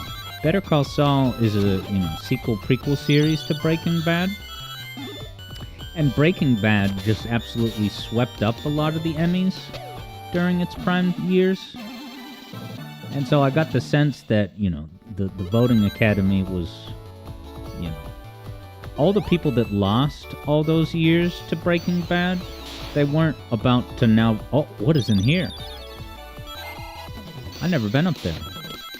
They weren't about to start, canonizing Better Call Saul as a masterpiece, so it could take away all the awards for the next 6-7 years. But the Balatro thing, I think, is fascinating. Because you look at Balatro, and it looks like, I don't mean this, like, super disparagingly, but it looks like a mobile game. It's just a card game. Like, Game of the Year, I admittedly don't know much about Balatro other than Relaxalax's pretty good video about the adaptive music in that game.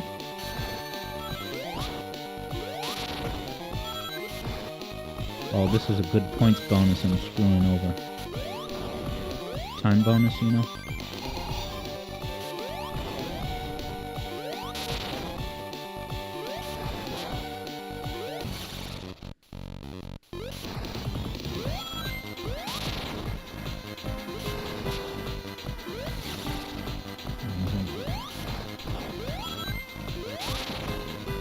Can't remember if there's a bonus for beating it in under 45 seconds, which I just missed. Yeah, Third Bruno says Shadow of the Erdtree did get slightly more mixed reception than the base game. Hard to say how well it'll do. I mean, even Third Bruno would call that DLC fine, while calling the base game amazing. Yeah, so that's even more funny that, Elden Ring is kind of universally... Hey, Hot Crater, we love going here during SRB2 Cart. Right. Elden Ring is pretty widely acclaimed. And, it won Game of the Year, didn't it? And I've never played it, but all signs point to it fully deserved it. So then the DLC comes out, and the reception is mixed, and it still gets nominated for Game of the Year? Like, I feel like I don't even necessarily support the decision to allow DLC. But if you're gonna... Now you're gonna put in... I mean, look, reception isn't everything. Maybe all those people that didn't like it are just playing on mellow mode. And they can't handle, like, a true challenge. I don't know. I honestly, I don't really pay attention, or at least attribute much weight, when a game is brand new, and it gets backlash for being too difficult. Part of that is just day one beginner's traps. you know, like Sonic Superstars being like a quote-unquote hard game, but I would think that once you find your way with the game, it's not all that different in what it does, how it plays, how hard it is.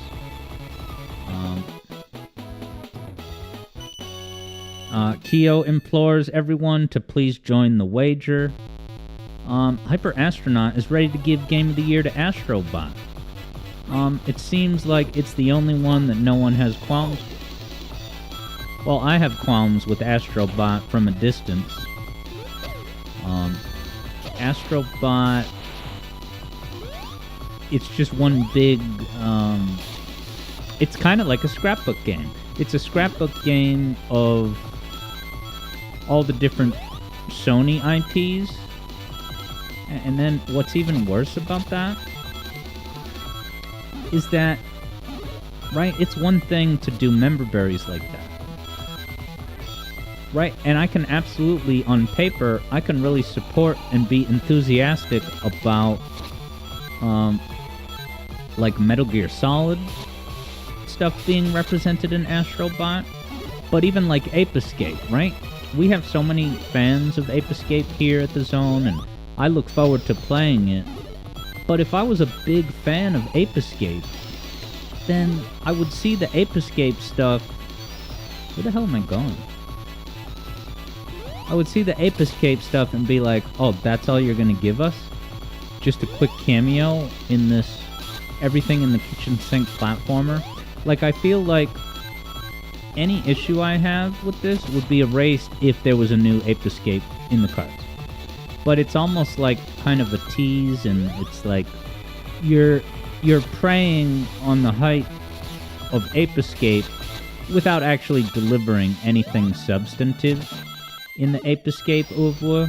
And certainly Metal Gear. Like, people are wondering what they're going to do with the Metal Gear IP. I don't know if it's only going to be remakes and remasters, like with Metal Gear Solid Delta coming out probably next year.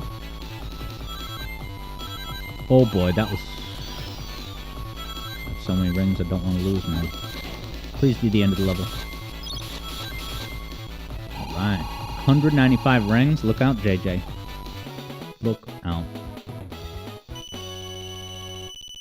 Yeah, Hyper Astronaut says Mania was a scrapbook game, and it was good. Yeah, and I know... Oh, hey, what's up, Alexa, over on YouTube? Alexa says Echoes of Wisdom should be the game of the year because it's Zelda. But it's not even Zelda. It's The Legend of Link, right? Uh-oh, don't die. I died. Keo is ready for more Metal Gear Pachinko machines. Yes, and I watched the great video by Super Bunny Hop where he goes to Japan and tracks down one of those Metal Gear Solid 3 Pachinko machines. Pretty good watch. How do I keep missing?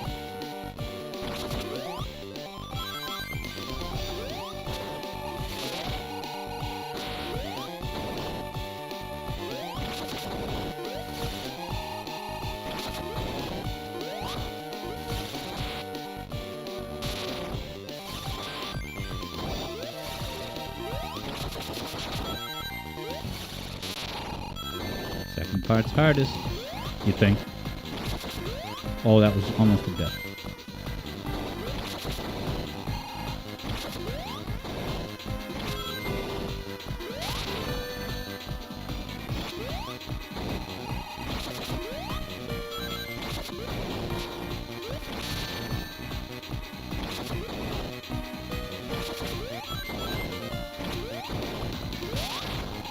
Still? Still? Alright, that's enough. Uh-oh, Hyper Astronaut reports JJ is on Music Plant already? Oh wow, and hello Banjome. I like that username, Banjome123. Banjome's hot take of the moment? Sonic Advance is better than Genesis Sonic. If you mean Sonic Advance 1 is better than Sonic the Hedgehog 1, you know, 1991 on Genesis, yeah, you could make that case. Hello EB. EB's in the house saying, you think Team Asobi is going to be pumping out Astrobot games from now on? And then, yes. Oh, and then, hey, Briz CG, I almost missed it. I'm glad Briz CG enjoys the soundtrack. Yeah, great soundtrack. Love hearing these songs in levels in SRB2 Kart. And I'm seeing what Third Bruno said about... yeah, people asked for an easy mode for baseline Elden Ring.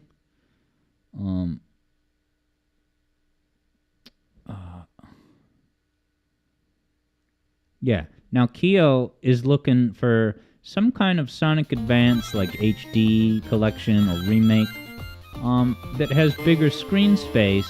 And at that point, then Kyo would be ready to talk to Banjome about that scorching hot take. We love hot takes here in the zone.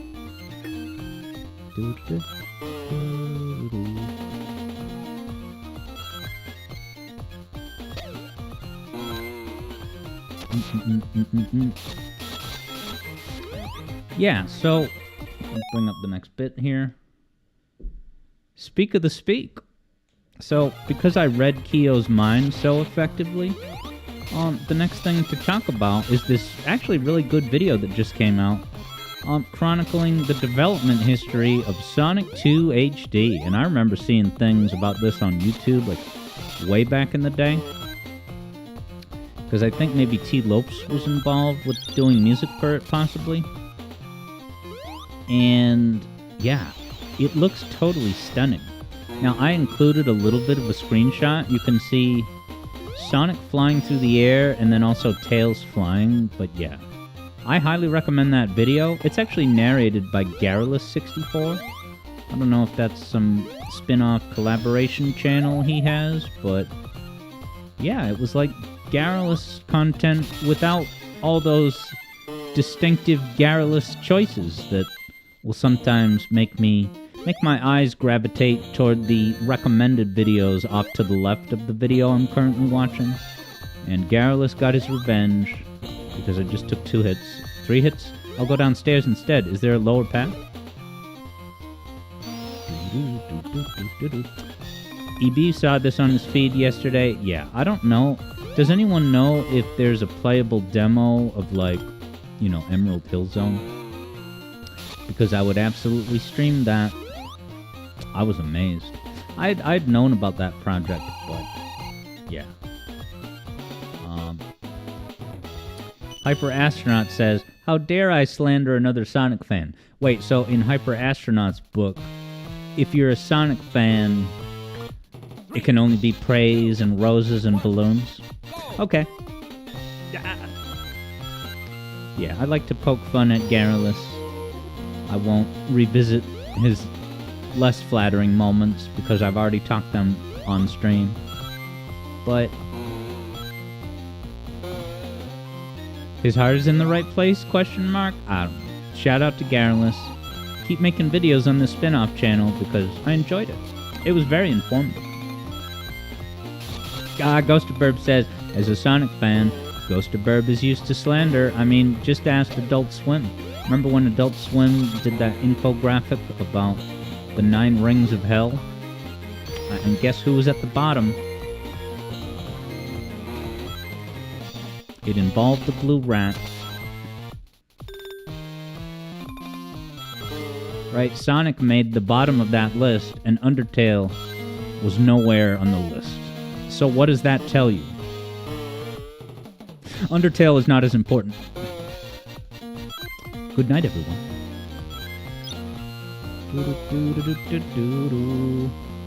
Going up these piano bouncers. Oh, and this metronome has got to be a... what's it called? You know, the metronome game, Rystar? Where you have to escort the metronome like you would escort Natalia in GoldenEye. Can I get over this? How do I...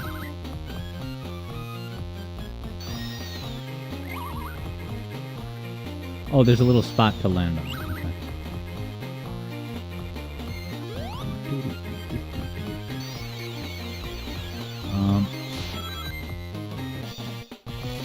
Yeah.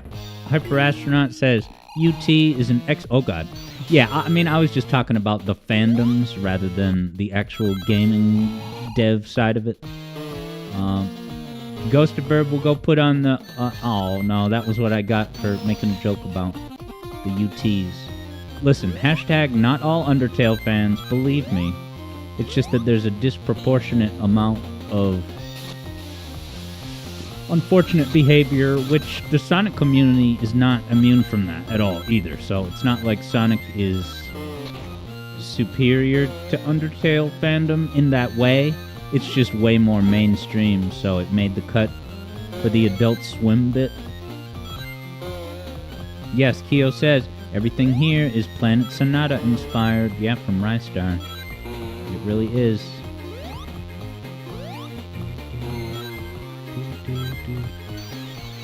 Hyper Astronaut says the Sonic fandom is the only fandom where its members religiously beat up other members of the fandom. I mean, that is true about Sonic, but is that not a thing in any other community? I don't know. What's another gaming fandom that has those kinds of Civil War strifes, within their own ranks? It's not like they're fighting with My Little Pony factions. They're fighting with other factions within their own fandom. I only have 19 rounds. I had the Chem Afterglow. JJ's on the boss, it's being reported. And I'm gonna catch up with... Whoa, that was badass.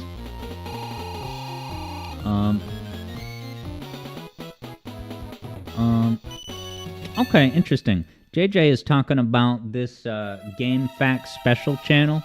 JJ has a love-hate relationship with the channel because usually their videos are quite poor. Oh, and another fun fact JJ is mentioning is that that channel is actually created by the developer of Sonic Time Twisted. Is that... No, that's not Fake Leopard, because that guy is before and after the sequel, but... Okay, it's the creator of Time Twisted. Alright, but Garrulus is just the new voiceover guy. Now, I'm looking at betting Snapshot in Time. Wow, 10,000 points bet on JJ, and quite a bit on me, too. 7K, I think I saw. Now, I have 150 points. Uh-oh, JJ has 261. I better do really good on this boss. Yes, and as Ghost of Bird points out, another stat that gets Sonic, more eligible for getting a jab like that in a community post by Adult Swim is that Sonic has been in the game for 30 years. There's like 1 million games. I think the Undertale, gaming library consists of like 1.3 games. Good night, everybody. I'm not beating this guy fast. I have so many lives, but what's it all going to be even used for? Chain hits, take names. My name's Reggie. Come get some. You can jump to the highest one, see? Let your conscience be your guide. I did it again. Oh no, you can jump past him? This game doesn't mess around. Uh-oh, no rings. Some rings. Love the static backgrounds, not even moving, it's just stats. Dude, I can make that jump like nobody's biz. Gets hit. It's not about the hit, it's about making the jump to the top layer.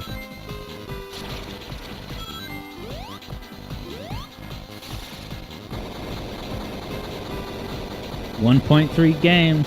Third Bruno agrees, so true. Briz doesn't get how cymbals make the sound of a springy doorstop. Yeah, it is a cool, like, woo, but that, yeah, it should be more of like a crash cymbal thing. Hyper Astronaut has a low opinion of society fighting issues, and then Hat Kid also mentioned Earthbound and Mother. Yes, Keo says, yes, it's the Fall Off the Track Fest cart track. Keo falls off the edge at Ice Paradise. How about the next bit? We're already in the 4th zone. Alright, so here's just a heads up from the fine folks at Sonic Stadium about the rating of Sonic Movie 3. Now, if you can believe it, guys, Sonic Movie 3 is going to be PG. And I know that might come as a surprise because with Sonic Movie 2 being PG-13, you would think that they would have leaned into that for the next movie. But they're actually now saying, well, yeah, you know, with all the scary stuff with Shadow and Gerald, let's just make it PG. And I admit, I was seeing if you were paying attention, and I bet you were. Sonic Movie 2 was not rated PG-13. But given the violence that Natasha Rothwell perpetuates upon innocent security guards, Sonic Movie 2 should be PG-13 at a minimum. It has a Trump joke. It has Natasha Rothwell, you know, Rachel's character. Granted, she didn't even know what she was doing, but she did slide that landmine under that guard that was obstructing their path forward.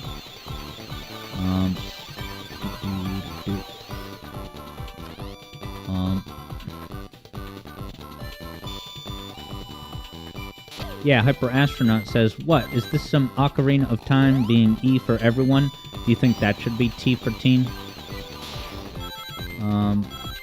Interesting.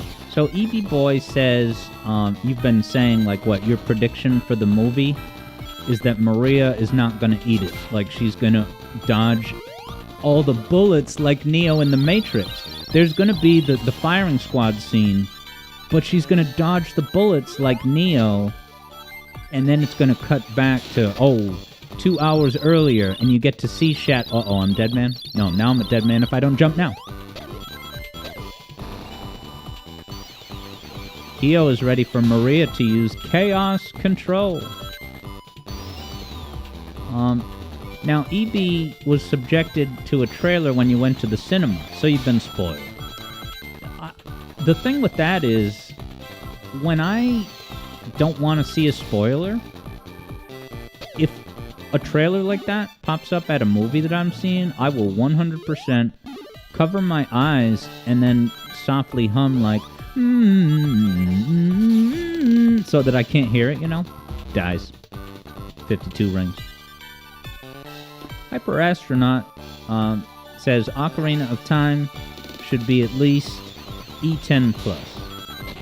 Why? Because the early printings had the Arabic chant, "There is no God but Allah, we must submit to him." That didn't make it into Ocarina of Time version 1.02. Believe you me. I wonder how much those cartridges sell for on eBay. The There Is No God But Allah versions of Ocarina of Time. Whoa, don't fall. EB says, I did... Okay, so you did do your best to try to block out the trailer, but it was inevitable. So, do you guys consider a movie poster to be a spoiler? Because that's the thing. If something is in a movie poster, right, canonically, that means that you could just as easily tomorrow walk to a mall or a store and see a poster for the movie. Alright, because I think the next slide I have is a poster. But if you could just as easily see this poster on the side of a bus at Times Square, is it really a spoiler for me to show you? So... Alright, EB says it's fine, you've seen the poster. Alright, so, just a heads up, I am going to show a poster on... I'm 90% sure this next bit is a poster. Yeah, there we go. So there's a poster for Sonic Movie 3 for you guys to get hyped. Yeah, you know, what's really cool about the Sonic CU is that, like, you're in one movie and they insert this random comedic bit that doesn't have to do with Sonic. You know, like they go to a bar. They go to a bar It's just a complete distraction, like, oh, we're on a road trip, so let's go to a bar. And so then the bar scene comes back in movie 2. Well, these screenwriters are continuing to pay it forward because that guy, who shall not be named, is apparently in movie 2. Now, EB says, oh, actually, I didn't know that. So I apologize if that's a but the one thing that I'll say as a justification is that I think it's good to know about that person being involved in the movie. Because, right, I would not want to learn that he is in the movie on release night. That's something that I feel should be disclosed up front. It kind of, dulls some of the pain and disappointment. I'm just not going to be caught off guard by that fact in, what is it, the 20th of December, whenever it comes out. I have so many rings, I better keep them. Damn it. Why didn't I was trying to do the midair... I'm in trouble. Now, JJ says, who are they? Who? The guy... The man in the poster? That is... Randall Handel. And Randall Handel is a character that you would have seen in Sonic Movie 2, but because he's so disposable, sounds like JJ didn't even recognize him. So yeah, I guess, by now people should have seen Sonic Movie 2, so what I'm about to say is a spoiler for Sonic Movie 2. But Randall Handel was, Rachel's groom for the wedding that everyone loved about Movie 2. And then it turns out that he was actually an agent of Gun. And it's so bad as a story. I shouldn't. I've spent too many minutes of my life complaining about Sonic Movie 2, so I won't go there. But this was pretty much my, Sonic Movie CU PSA for the day. I just want you guys to be aware so that you're not disappointed and caught off guard on the night the movie releases. You're gonna have some Randall content. And I think JJ maybe shared on his server that they announced the length of the movie. And it's under 2 hours, I'm pretty sure. Why am I stinking so much at this boss? Got one hit.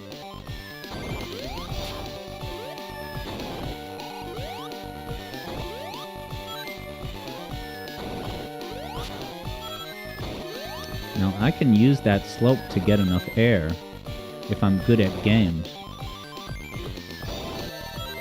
The bomb got me somehow?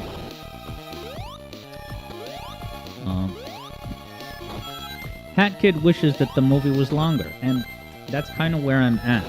I get nervous when I hear that the movie is under 2 hours and also contains Randall.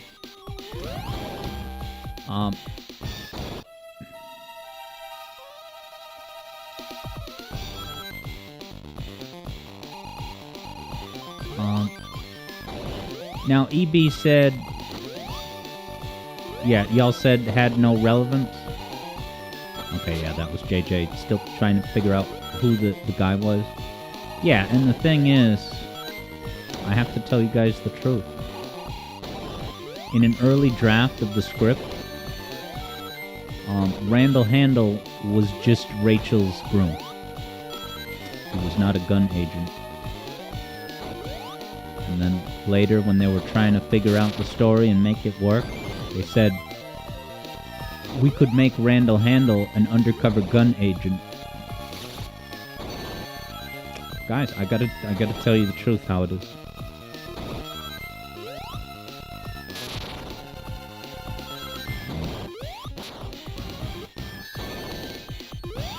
EB Boy says that's not too bad. So I guess it doesn't bother everybody, which is fine, but those of you who share my concern, I stand with you. And I'm just being goofy about it, but My God. Phase 2. Eggy's pissed.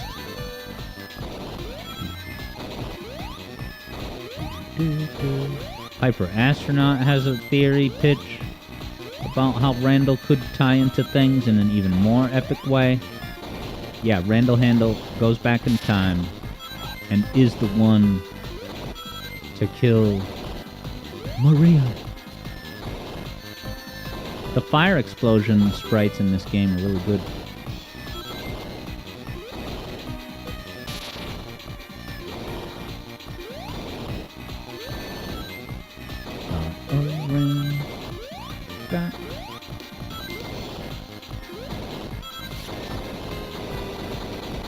Alright, EB confirms that movie 2 was just over 2 hours.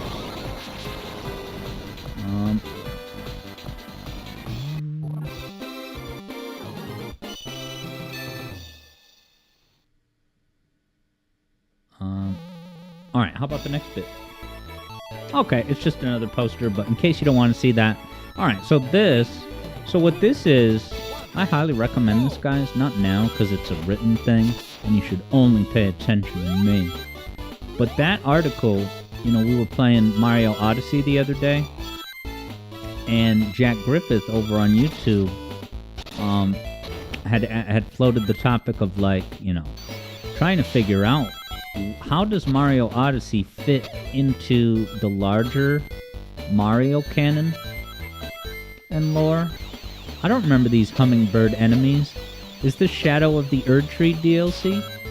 I recognize those cute little elephants.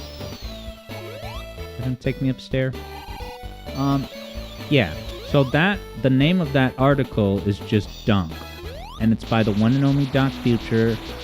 If you've hung out in my streams for a while, you know how influential and special, Doc Future's creative works are to me. They're arguably the biggest influence on, my creative work is Doc Future. But Doc Future did not help me remember that part of Sky Canyon, you have to remember to go left. Intuitively, you go right, but there's nothing there for you. So yeah, that article, it's just written word with pictures and captions, but it's not a video.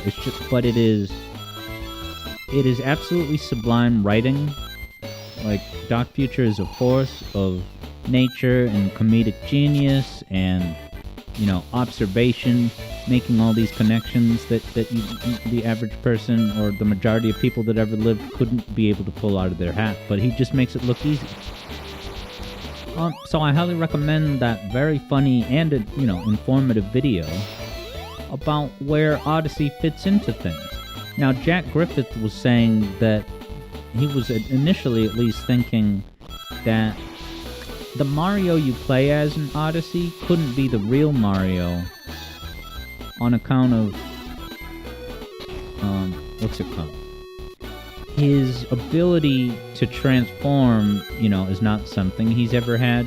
But my thought on that in the moment was just as simple as, well, it's the hat that gives him the ability, which is to say that if Peach got a hold of that hat, she could transform into anything too. And what with the demands of modern audiences with reverb, I assume, is this the tricky part? No, it's the end. I assume that when they make Mario Odyssey HD rehydrated repack, that it's going to have playable Peach, and you'll be able to see that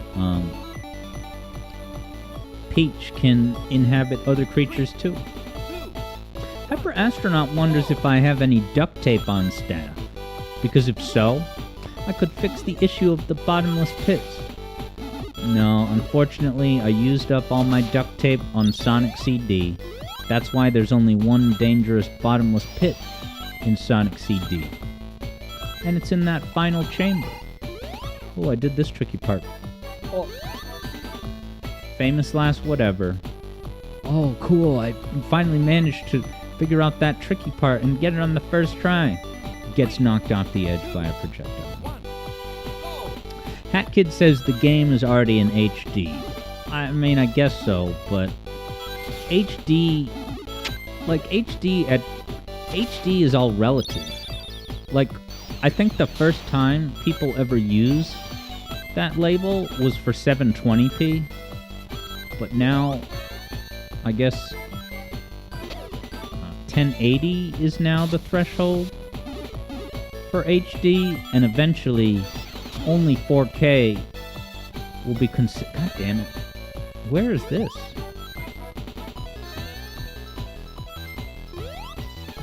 Is this a lower route?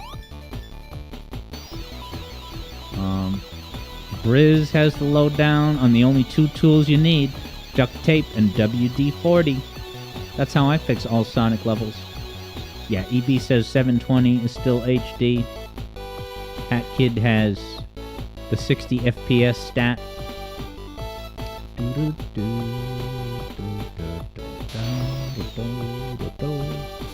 Alright, I guess this is a different path I don't usually take.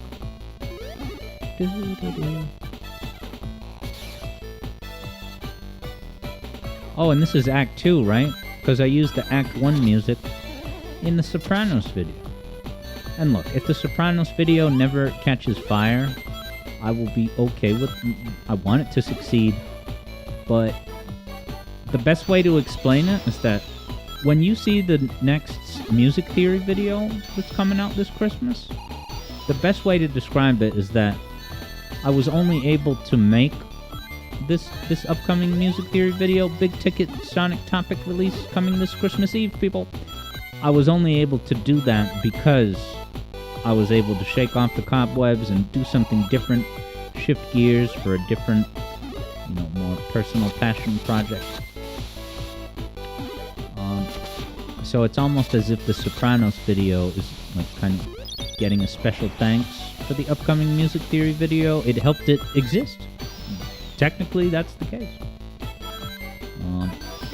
Kyo was saying, if only you could put WD-40 on your motivation to do homework. Well, if WD-40 can't motivate you to do homework, maybe the joy of this next bit will. Oh, it's another Doc Future bit. Doc Future says, it should be illegal for YouTubers to say, without further ado, just before an ad break. Which obviously falls into the ado category. And for any aspiring content creators out there, you don't want to misclassify your ado. And oh, no, fight back. Damn it.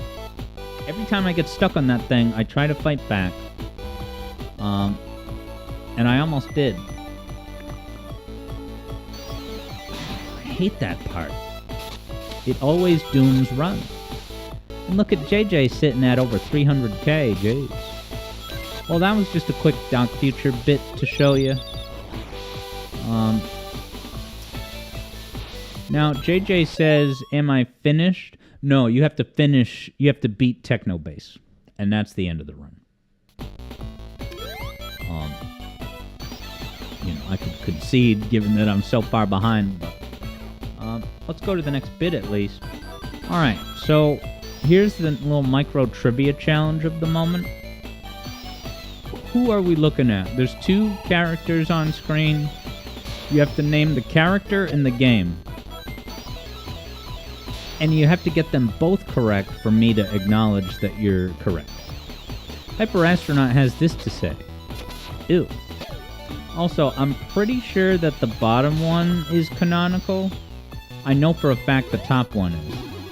I'm not 100% sure that the second image is from a game, definitely. Alright, Kio's got it. What you are looking at is Gerald in Shadow Generations, followed by Eggman in Sonic 06. That's correct.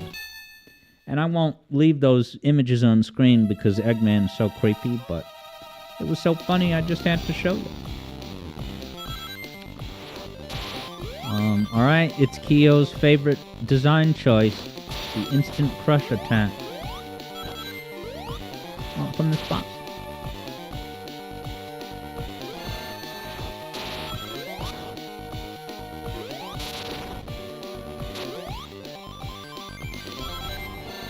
I could go under it.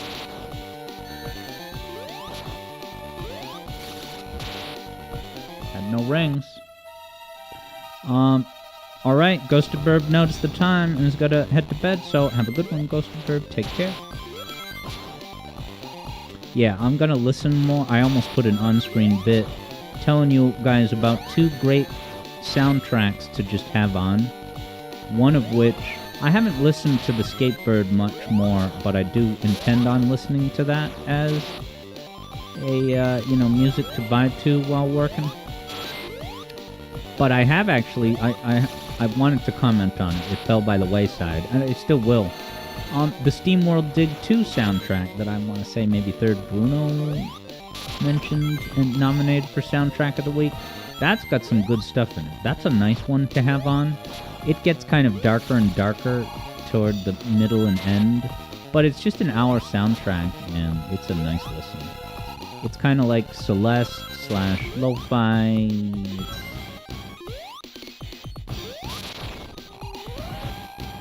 Indeed, Third Bruno was the one that recommended it. But alright, to get Creepy Eggman off the screen, let's see what's next. Alright, so this is that Sonic 2 remake that we were talking about. And I think it's very poorly titled because it's probably very hard to find. I couldn't even tell you the exact title off the bat. But basically it's 8-bit Sonic 2 reimagined in 16-bit. And I think it's only Underground Zone. But it does look pretty cool. I would play it, man.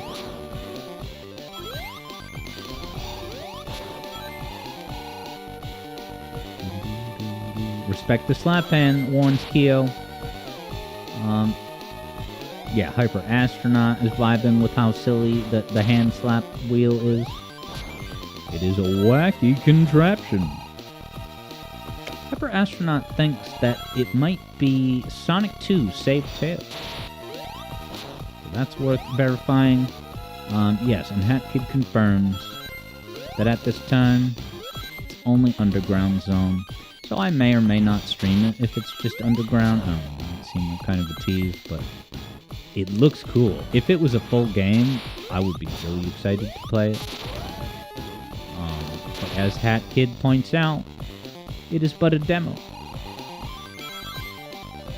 Alright, JJ has an important clarification that Sonic 2 Rescue Tails is yet another different 16-bit remake of 8-bit Sonic 2, so it's not the same one. We're in a Sonic 2 8-bit remake renaissance, people. I mean, have you ever played JJ's one, another Sonic 2 remake it's called?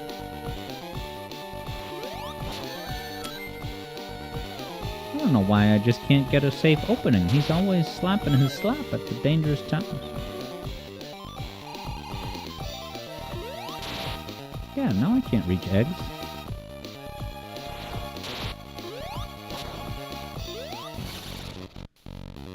Anger mode.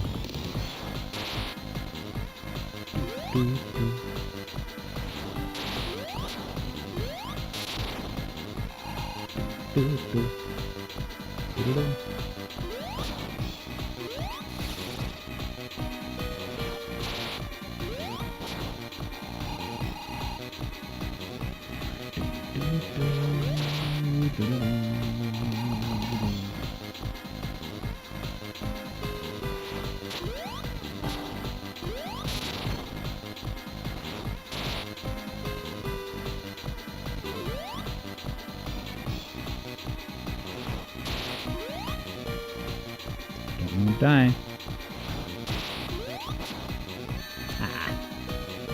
there gonna be any more rings to pick up?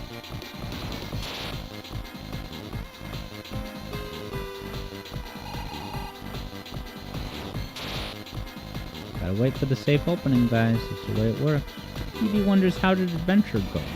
I think I was able to beat 3 missions. I was able to beat the one where you have to find and protect the Sonic doll, so that was kind of funny. Oh.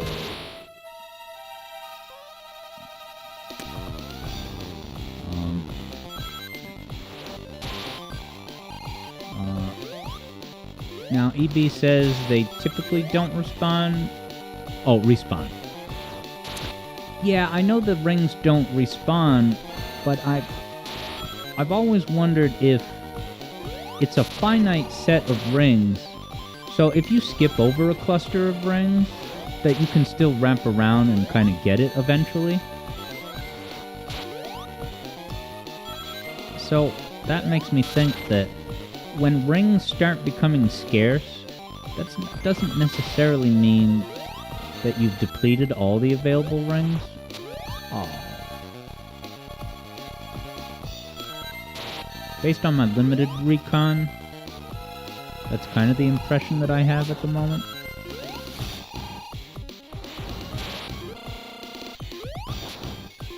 And if so, that would mean that I should actually be avoiding rings.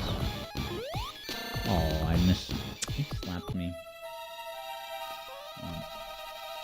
I got slammed. Alright, EB confirms that's how it works.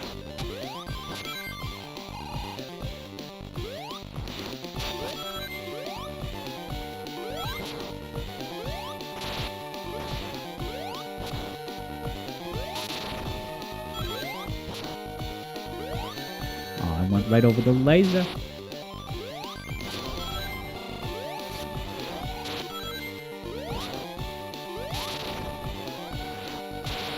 Yeah, it's nice when there's still two components. Because it's like anytime you run in, you're going to be able to hit something. But when it's just eggy,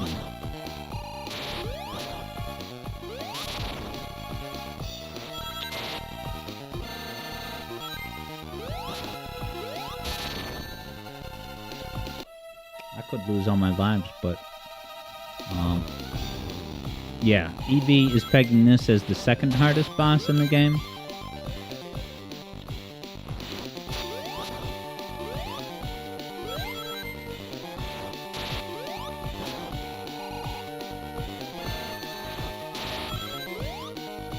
Oh yeah, Techno Bass. And the Techno Bass is kind of like an evolution, raise the stakes version of this, because it's got the rotating thingies.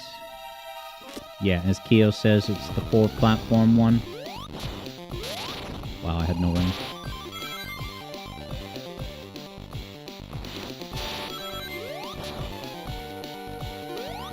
So yeah, if I end up running out of steam, I feel like JJ is going to maybe finish his run soon.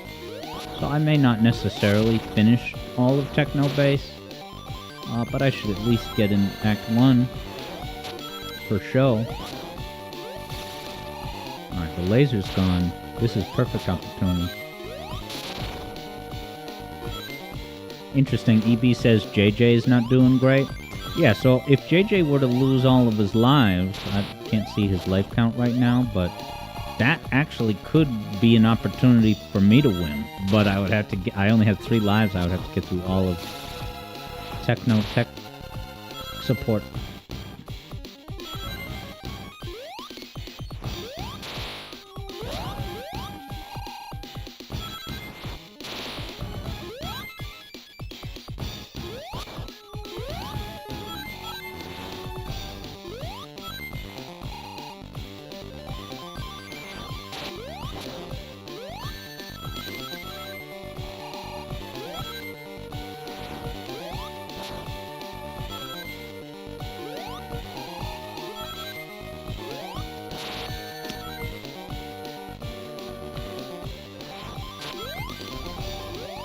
Yeah, Keo says that next boss is harder, but more honest.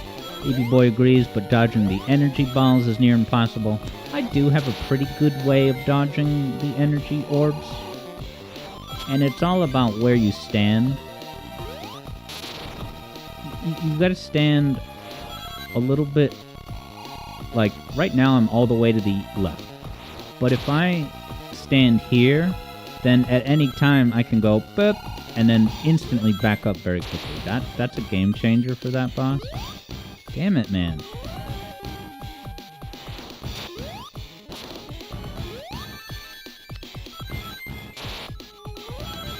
EB's gonna have to try that technique. And since this boss has taken so long, how about a new bit? Alright guys, best adaptation. Screw The Last of Us Part 9. Wade and Knuckles is here. And I think there was some chat over at the Discord server about how can the Knuckles series be an adaptation if it doesn't even use anything from the games. But I guess just the fact that it's Knuckles, who's a treasure hunter and a warrior, that's enough Ken Penders content in order to qualify as an adaptation. Because Ken Penders owns Knuckles. You guys know that, right? I'm just kidding. Alright, sorry. Yeah, it is. It's too small to see. But the ones on the left are Yakuza, Like a Dragon. I guess I didn't realize that was... Is that on Netflix? Or Prime Video, maybe? And then the last one is Tomb Raider. I don't know. Did JJ see that, maybe? JJ's a Tomb Raider guy. But yeah, I don't know what the first two are. Sorry, it's too small to see. As EB said. Oh, so doing the Insta-Shield actually does increase your kind of chances of hitting me. Okay, EB says Fallout. Yeah, Fallout is on there. And EB is saying that that's kind of the only adaptation from this year that, you know, was decently received and not mixed reception. Third Bruno says this is the first time you remember hearing someone pronounce it correctly. What's that, Yakuza? Yeah, I was saying Yakuza for the longest time, like bazooka. I remember when someone requested, when I learned about the Yakuza series, it was through a BGM request, and I kept saying Yakuza, like bazooka, but it's Yakuza, I believe. Third Bruno, meanwhile, says, this game sure has creative bosses.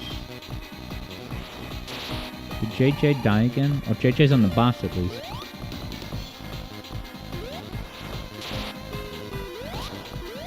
I keep missing my opportunity.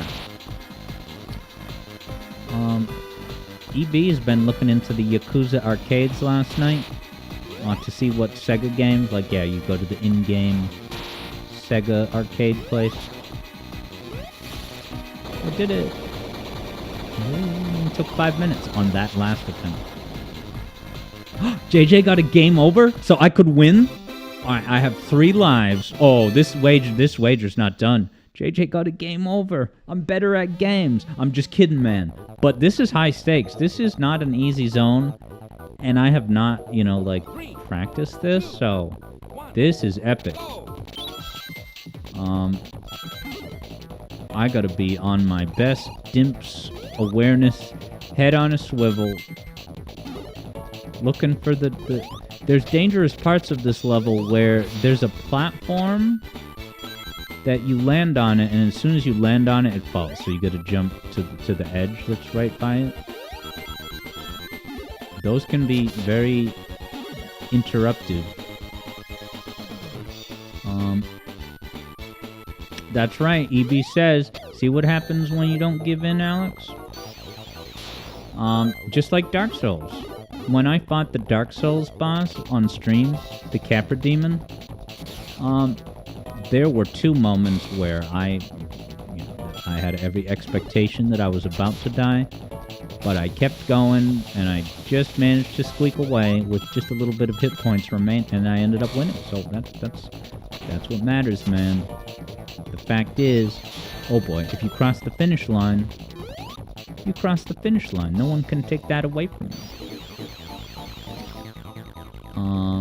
Yeah, Keo really wants me to get through the game so badly. That's gotta be Dark Souls. What's the next bit? Alright. Speaking of that, Noah Copeland did a poll. He said, which one is harder? Okay, and here's the 2 options. The first is that very game, Dark Souls. Okay? But the other option is posting something on Reddit without it getting taken down. So I guess... Oh, boy.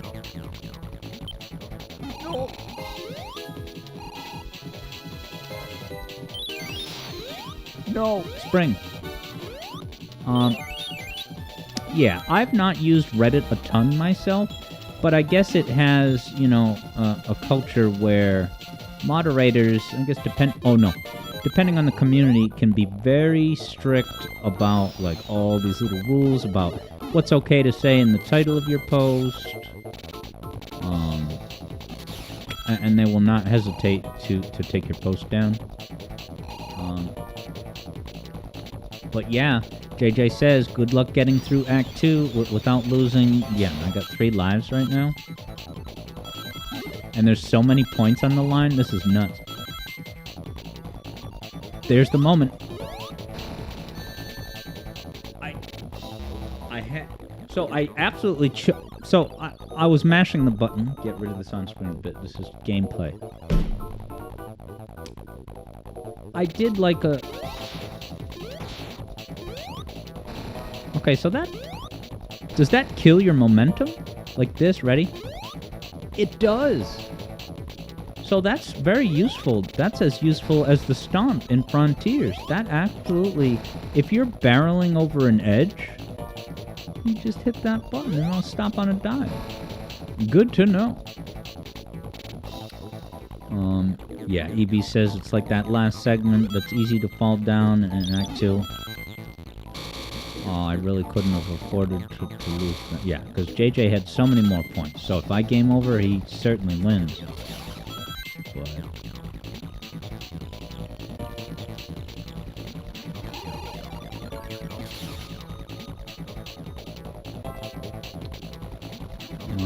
EB thinks you can triple tap.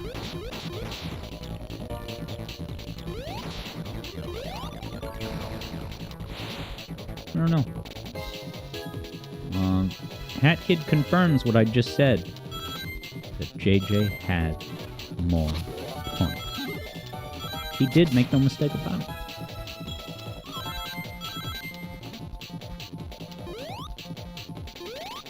And then if you get hit by that, it knocks you back off the edge. That's what's so incredibly dangerous about it, man.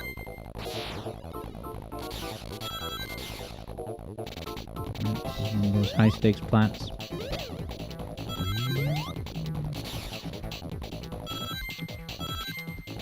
Oh, this is I've always liked this level. It is tough, but I think it's a really awesome level.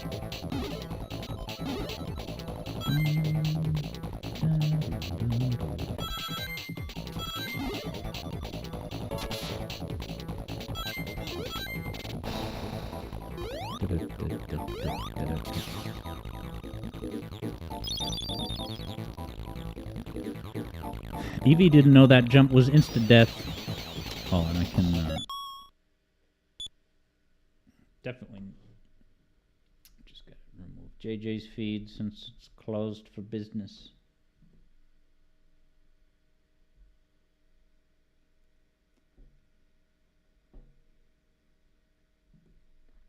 Oh.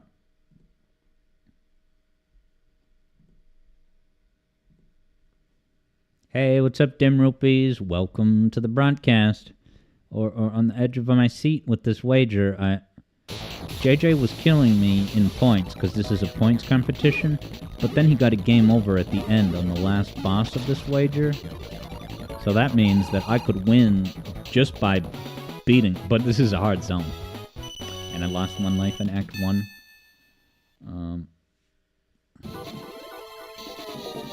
Yeah, EB says it's such a step up in terms of theming and playability compared to many Advanced 1 levels. Looking at you, what's the Canyon level? Is it just called Angel Island Zone?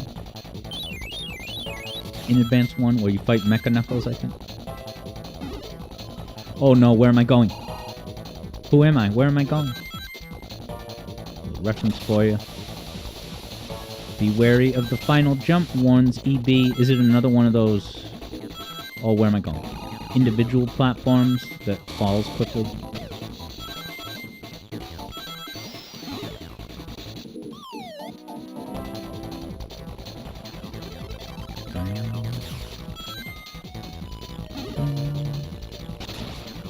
Chromatic descent.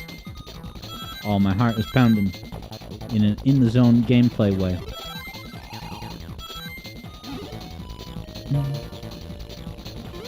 Right? If this level's hard enough, and then I gotta fight the boss, so I really gotta practice what I preach, avoiding the projectiles. So I'm trying to remember. In phase 1... What the hell? Go backwards? Is this a better route? Oh no, where am I going? Who am I? Where am I going? Oh, okay. It's kind of a loop around.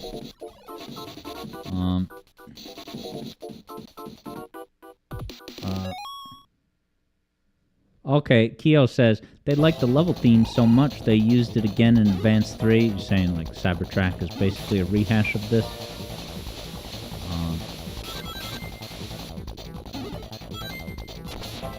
Uh-oh, danger.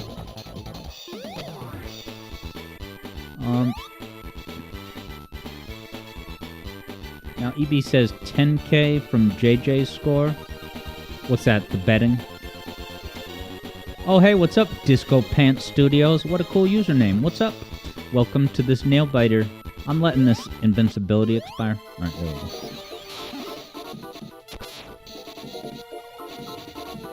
Alright, attack this guy in the head. Oh. He has a legacy of spiky balls.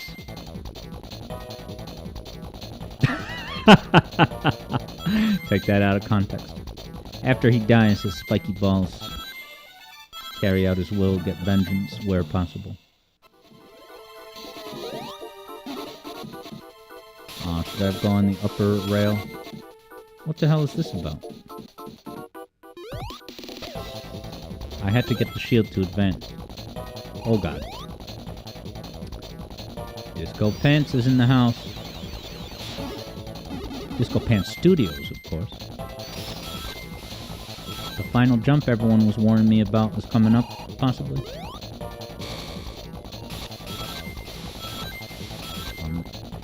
Guys, and I got an extra life. Oh, baby. So yeah, Hyper Astronaut says, has JJ won?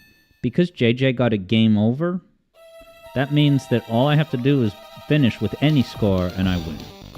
So, watch how I dodge the projectiles. See how I'm floating under him? And then hit left. Yeah, then it's kind of easier to jump over.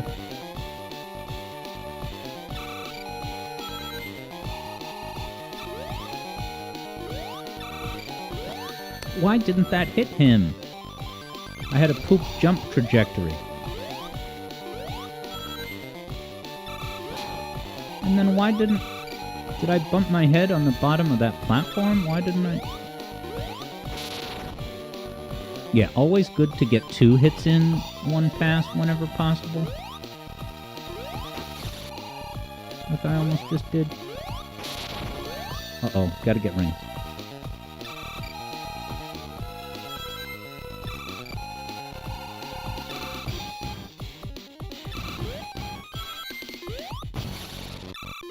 Two hits. Get rings, though. Yeah, so now that... Oh, no.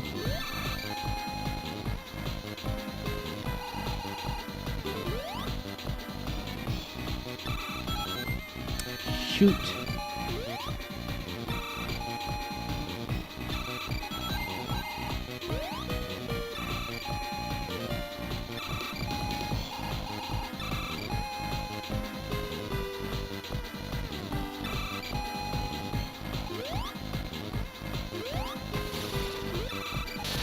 It was worth it to get the hit. Gets rings back.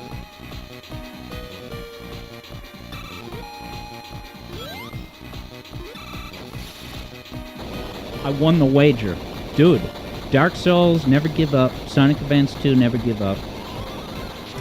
He's gonna clutch it, confirms Keo. Third Bruno says, what?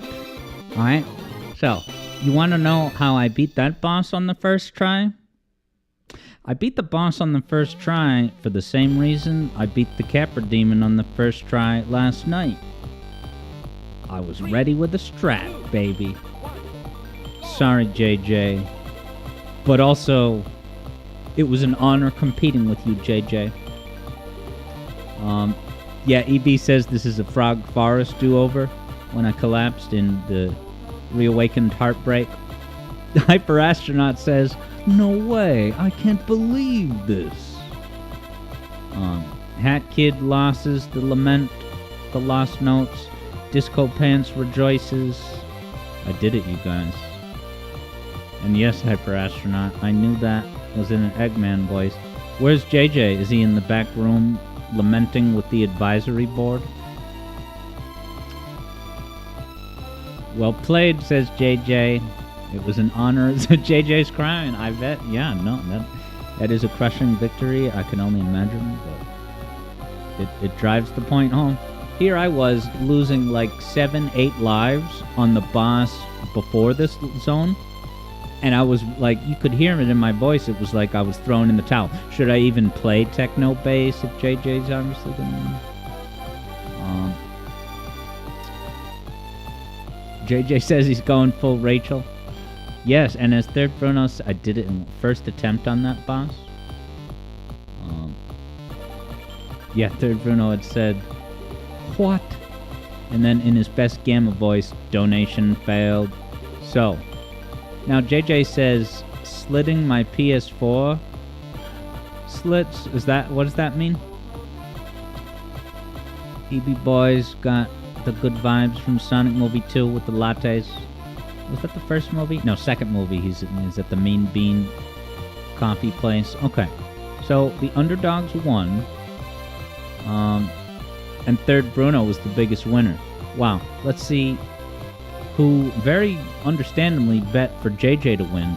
Hat Kid bet 7,000 points. Pulled a Wildcat 2.5 and Keo 1,000.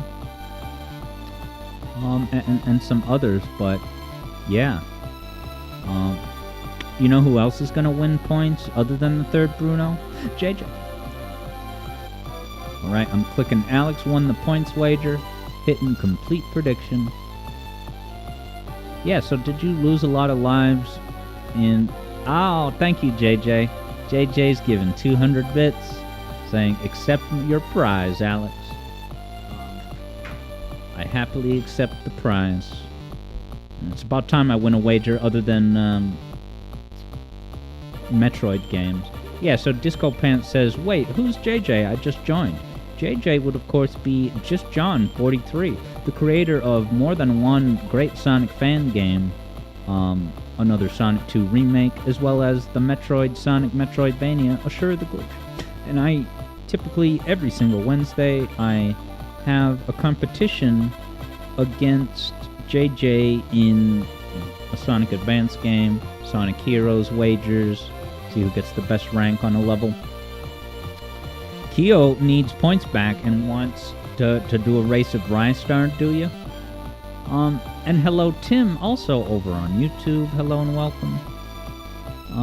Yeah, EB Boy wonders if anyone's seen Wackadude. Wackadude used to hang out at these streams a lot. Hope you're doing good, Wackadude. Did Wackadude also join JJ's server, I wonder? That would be a way to check in with him. So yeah, I think I paid out the wager, right? So we're gonna hop over to the Angel Island zone for the song request from the musical mind of Vector Sater. Alright, Hat Kid confirms that Wackadude left JJ's server.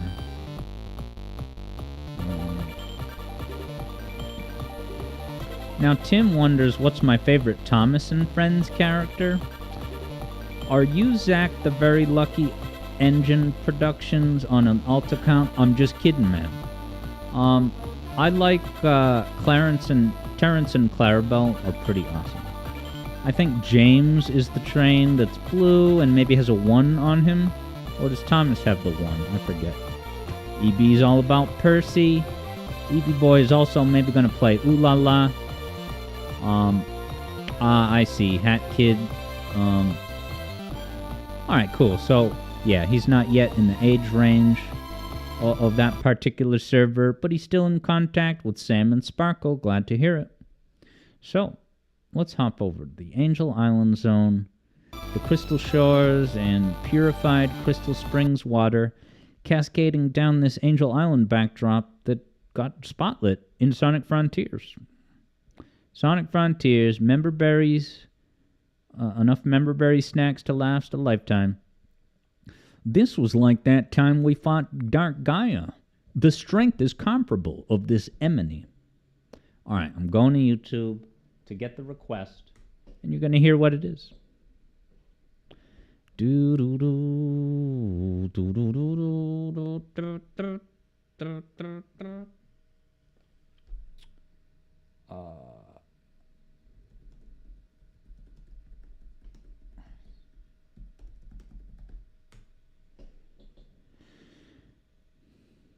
All right. Here comes the tune. After the Wolverine and Deadpool ad. Was it JJ that posted that you started to watch Deadpool and Wolverine and you weren't really feeling it? Is that someone else? I like this already.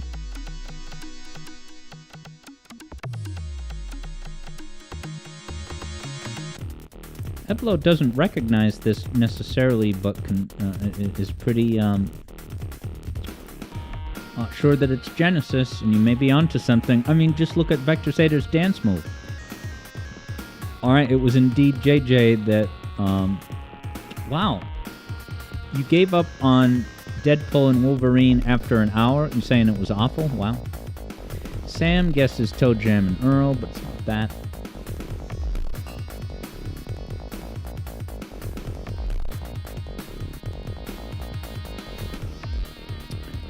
Tim is all about Thomas, and of course Lady and Lady from Thomas and the Magic Railroad movie. Yeah, I've been meaning to pick up the Thomas and the Railroad Magic movie, the game, DLC. Yes, and as Dem Rupees is pointing out, if you guys look on upstairs, look who it is.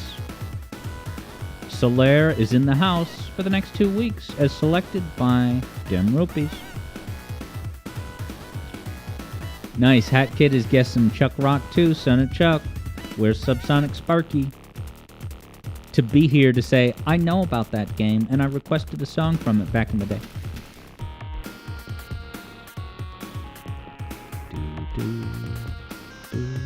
Any hints, maybe, Vector Sader?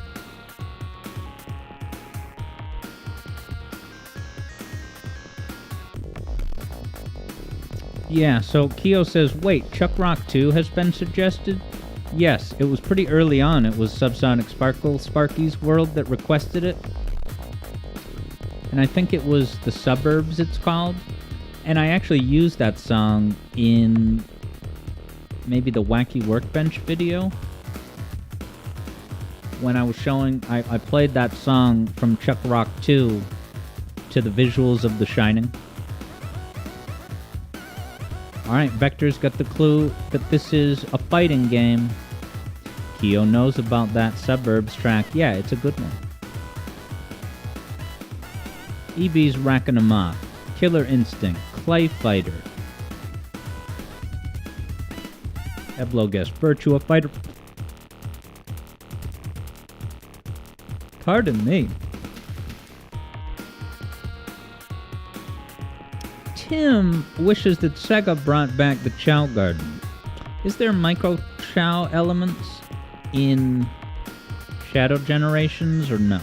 Because they show, I think, Oma Chow's pretty prominently in like the marketing official art, but I can't remember dealing with Chow or Oma Chow all that much at all.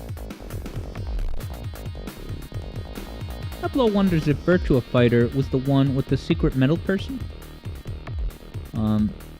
A metal cat from Mario 64 and subsequently Pac-Man World. Alright, I'm gonna start to find some gameplay in the meantime.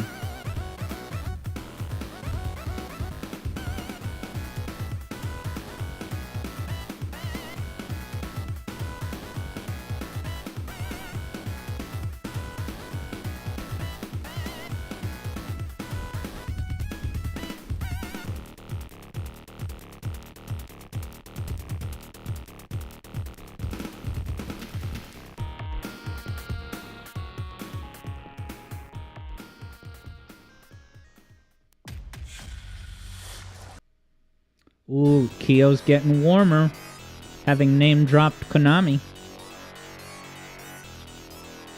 Vector does confirm that you're all at least guessing within the right genre.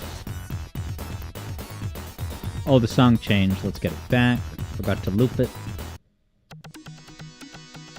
There we go.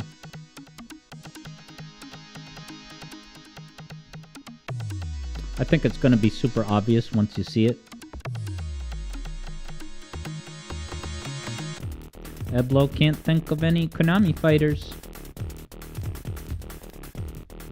Bomberman the Fighter, says Eblo.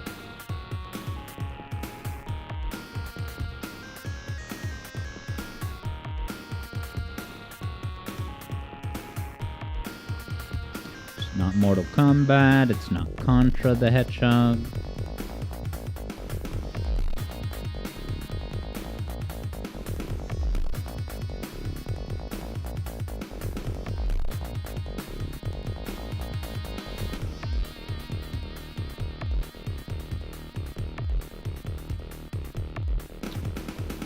Alright, should I reveal it?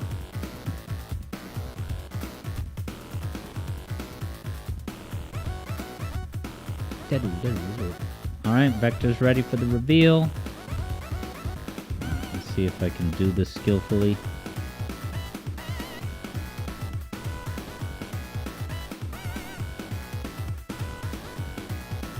Alright, ready? So here comes the window, and then I'll hit play.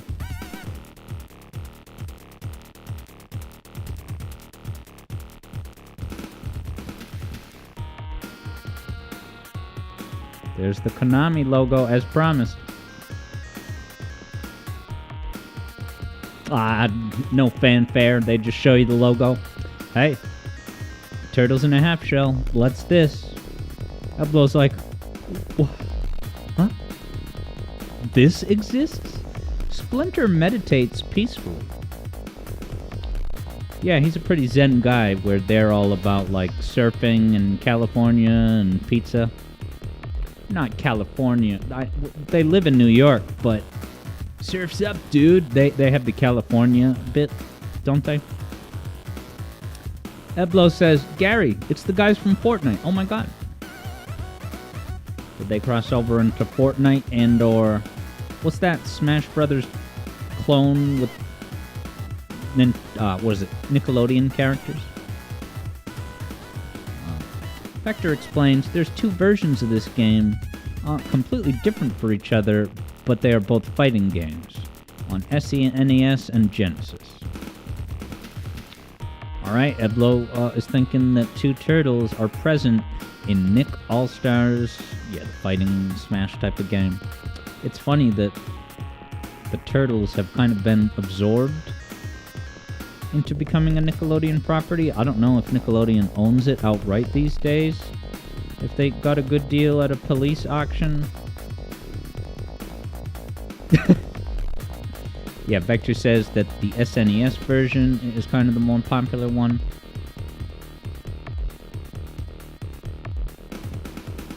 Vector thinks the presentation of this game is better, but that could just be bias.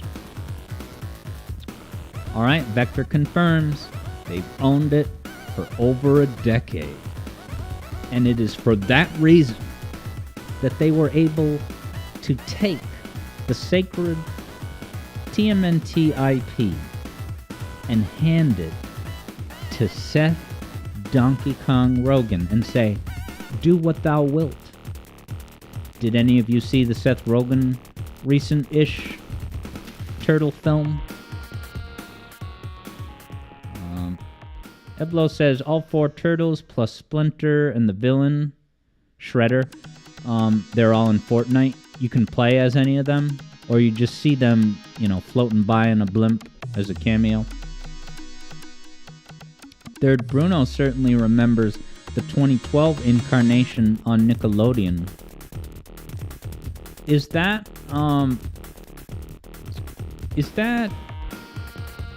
has Jay's Reviews done a deep dive? Or maybe the deep dives by Jay's Reviews are like an 03 era series? Dem Rupees has avoided Seth Rogen films since Funny People. That's interesting because I went to see that movie with a group of cool kids and they didn't like. They hated it kind of.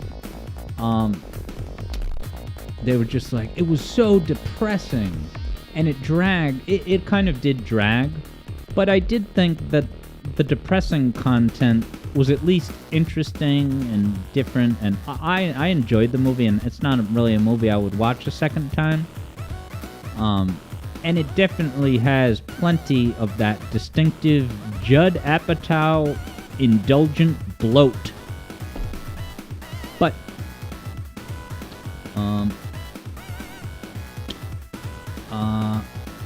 sorry, EB, the movie I was talking about was, what is it? Funny People? Not a turtle movie, sorry.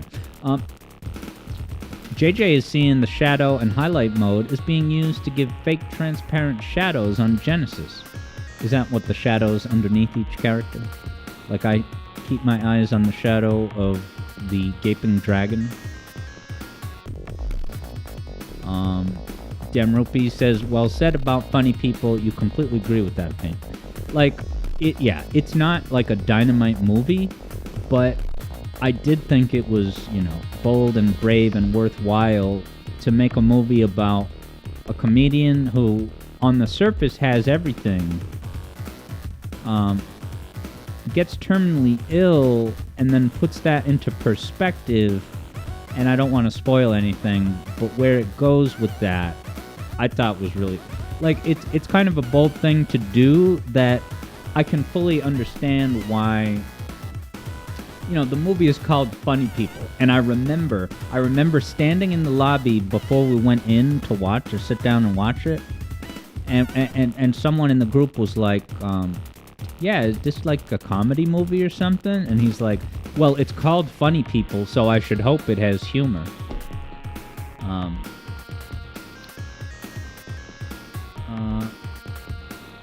Yeah, Evlo says, this is the first time you've even heard that aspect of the film. You avoided it on the assumption that it was just people trying to be funny and failing based on commercials. I wouldn't doubt that they would kind of, like, not bait and switch, but kind of downplay the more the more serious life lesson stuff, and just show you, Seth Rogen making funny jokes. Because there's plenty of elements of that movie that's just about, comedians doing their act and preparing their act behind the scenes. And it's so funny. Like, you talk about movies that, you watch them and they just wash over you, right? Have you heard anyone recently say anything about Avatar 2? Avatar 2 came out 2 years ago, and it was the huge financial success that everyone hoped, but culturally, what? Someone did a cool challenge, a few years ago. They said, the Avatar is like the highest grossing movie of all time. You've probably seen it. If you've seen Avatar 1, name one quote from it. I don't think anyone can name one single quote from the first Avatar movie. Yeah, Evlo says, Jake Sully. Yeah, someone commented in response to that, and they said, unobtainium. It's like, congrats, you named one item or one character. EB says the second one was fine enough. JJ wonders if I've seen Shrilla's James Cameron ranking. No, I haven't.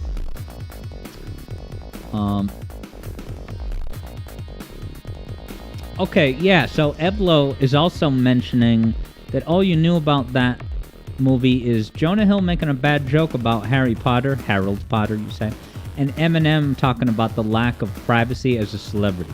So the Eminem scene, that's also another very distinctive thing I remember, and I'm not saying it was incredible cinema, but it was absolutely hilarious. I really enjoyed the Eminem scene. But the other thing I was going to say is a really not a funny moment. It is kind of funny, but it's more like just an interesting observation. Is that, and this stuck with me. So I have to give credit to the movie Funny People, because unlike Avatar 1, a lot of it stayed with me, okay? So they get hired as comedians to do a corporate event for MySpace, right? Of all things. And MySpace, that's not even really the point of this, but they get hired to do a comedy routine at a corporate event for MySpace. And when they get there, they look on the stage and they see that James Taylor is performing. Right, one of the biggest acts in music, right? James Taylor is now a hired gun, just doing his gig for a corporate hired gun to do a performance at MySpace. And so they briefly talk to him backstage, and they're like, "Wait, you're James Taylor, and you're here doing this? Why?" And he says, very simply, "Everyone has a price." It stuck with me.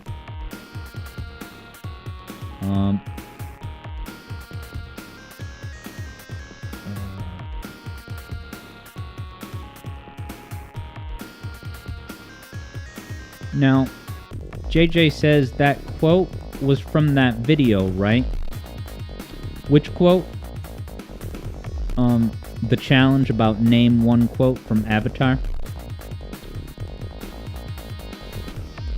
Yeah, and so, by the way, this is not really to say that Avatar is like a bad, hollow movie. Just that what it offers is, a very immersive and spellbinding, creative visual experience with all the different creatures and the good graphics and the water in the second movie. But when you boil it down to the story, Avatar 1 is a pretty simple fable that's already been told, and it's not even like that's a strike against the movie, just that it's not really telling a new story. It's the same old story, but with a different premise. Eblo says, "It's okay, you'll say that Avatar is a bad, hollow movie." I was honestly very skeptical of it, and I didn't go see it in the theaters when it was released initially. But then, like 3 or 4 months later, it was such a big sensation that they re-released it in theaters with like 9 minutes of cut content put back in, the Lord of the Rings extended version. And I'm sitting there watching the movie, and I'm saying to myself, no, I have to admit it, this is pretty good. I wouldn't defend it as like a really great movie, but I cannot tell a lie that I was definitely engaged by the movie. I thought it kind of dragged, and maybe the last 45 minutes it was kind of losing, but what it accomplished in the initial strong, right? So it's not a movie that I would take to the debate stage to defend, but I would also not, and it's totally obviously fine that Evlo says it's a bad, hollow movie. Evlo says, as soon as they said unobtainium, you completely checked out. Yeah, EB Boy says it's well done. There is and it's 100% true. I give James Cameron absolutely credit for what he's accomplished. I haven't seen The Way of Water, the second one, but I totally believe everyone that says it's a visual treat.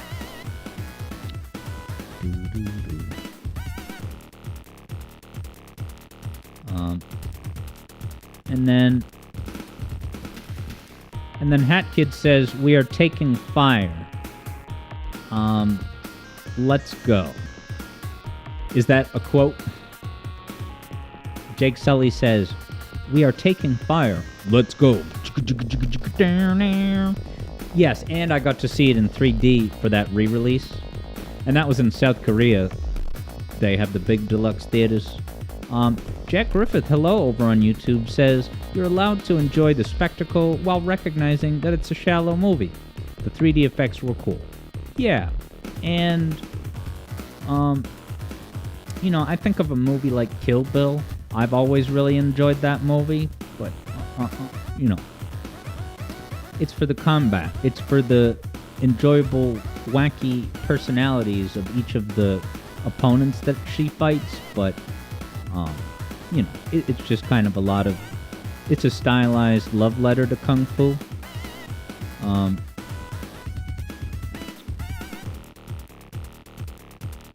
Yeah, so Keo is asking about unobtainium.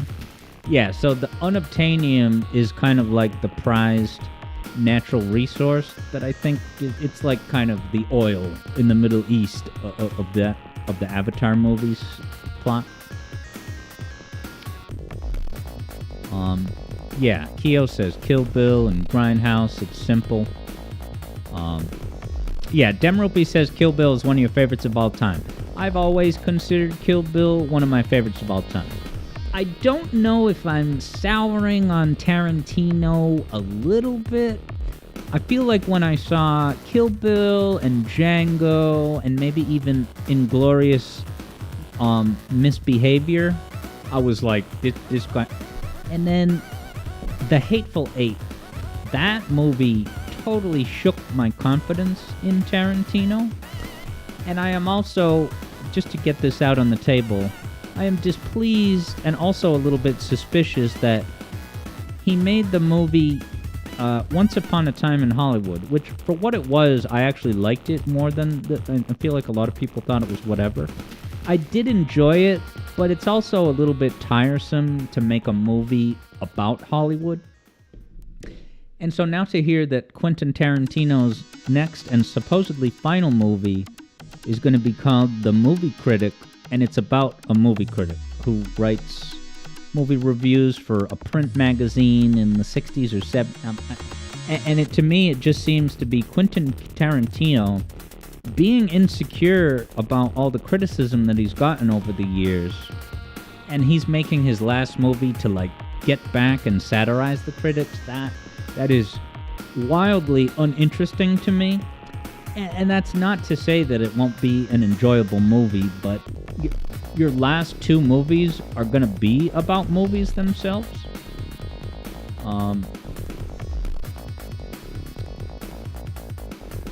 Yeah, Vector Sater, like Django, hasn't seen Inglourious.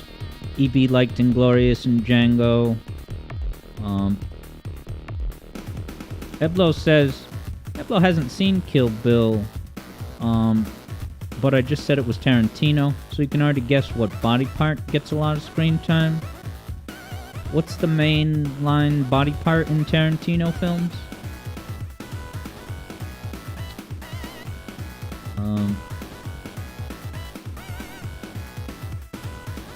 And JJ says, spite movies? Great idea. What, like, to spite the critics? I guess I'm not opposed to it automatically, but as his final movie, it seems a little bit insecure to me that he's going to use his, once-in-a-generation talent and audience and attention to get petty revenge on critics. Why not just make a movie instead of making a reactive? Like, Kevin Smith seems like a guy that is way too preoccupied with what the critics say, and that kind of steers his choice of projects through. I don't know what his philosophy. I feel like maybe lately he's gotten a little bit more level-headed with that, but it just kind of felt like he was on this ongoing odyssey to do this and then try this other thing, and they hated this about this movie, so let me placate them. But yeah, JJ has seen Kill Bill and Django. They're just not really your type. EB says Django has a line that you can quote on the top of your head. And I can name one. It's, the D is silent. Django. The D is silent. Yeah, Demrupees wonders if I have an all-time favorite movie. Typically, when asked that, the first place my mind goes to is Eternal Sunshine of the Spotless Mind. It's kind of an everything movie for me, about heartbreak, but it also, Eternal Sunshine of the Spotless Mind is like the most remarkable alignment of the planets ever. Okay? Because who wrote that movie is freaking Charlie Kaufman with Michel Gondry, starring Jim Carrey. That is That is the ultimate, Alex Yard pander. If you want to pander to All-Star, to my personal All-Stars, you get Michel Gondry writing a movie with Charlie Kaufman that stars Jim Carrey that is all about love and heartbreak and lovesickness and has this just absolute visual creative odyssey of, most of the movie, you're traveling through his mind and seeing all the memories of this woman he's trying to forget. Yeah, it's out of this world. It's a great movie. Eternal Sunshine is very funny in some parts, says Dem Rupees. Yeah, Keo likes that as a name for a movie. Yeah, and it that actually comes from a poem by Pope Alexander, or is it Alexander Pope? And that's a line in the movie where Kirsten Dunst says, yeah, it's like that poem from Alexander Pope. Or is it Pope Alexander? I always get that mixed up. And I do too. Yeah, Eblo was going to mention that earlier as Eternal Sunshine being, an example of like it had misleading ads because the trailers make it look like a quirky rom-com. I think that movie just came at the perfect time for me because at the time I was brutally heartbroken over my first girlfriend. It lasted a month and then it fell apart and I was devastated. We did get back together like a year later and then we were together for a good while. But during that heartbreak after the first month, it was a very brief season 1. Right. That movie was very comforting to depict that, and just feel seen. But like everyone, heartbreak is one of the oldest stories of all time. Blah blah blah. Yeah, Keo mentions a Discord watch along. I would absolutely I know we talked about that for a long time. We should finally do it. Yeah. Vector thought it was a decent movie, but wouldn't say it was amazing. Probably Eternal Sunshine. Evie says, you didn't like Inglourious, or you did? It's definitely your favorite. I did like it. I guess I thought the ending was a little bit kind of, I don't know. You guys know that I won't hesitate to give fair criticism, but I almost don't want to criticize, especially if it's your favorite. I can't bring myself to criticize it. Let's save that criticism energy for, a million other things. Evie says, go. It's not even that big of a... The ending, I just thought it was kind of a Deus Ex hoopla. And then to find out after the fact that Tarantino struggled with the ending, like, brutally for a long time. When I look at the ending, yeah, it does just kind of seem like a... I think I should watch that movie a second time, but I will never watch The Hateful Eight. The Hateful Eight made me, it made me look at all the movies before it differently. I just thought that The Hateful Eight was like a low-budget redo of Django. It's like the same as Django, except they're all sitting in the freaking house for the whole movie. It was like a made-for-TV adaptation of Django. It was set in like kind of the same era. All right, Jack Griffith has thoughts. So Jack Griffith had said that... So Jack suspects at least that the movie critic will be Tarantino's final movie in the same way as Miyazaki. So he could just unretire, pull a Tom Brady, whatever else.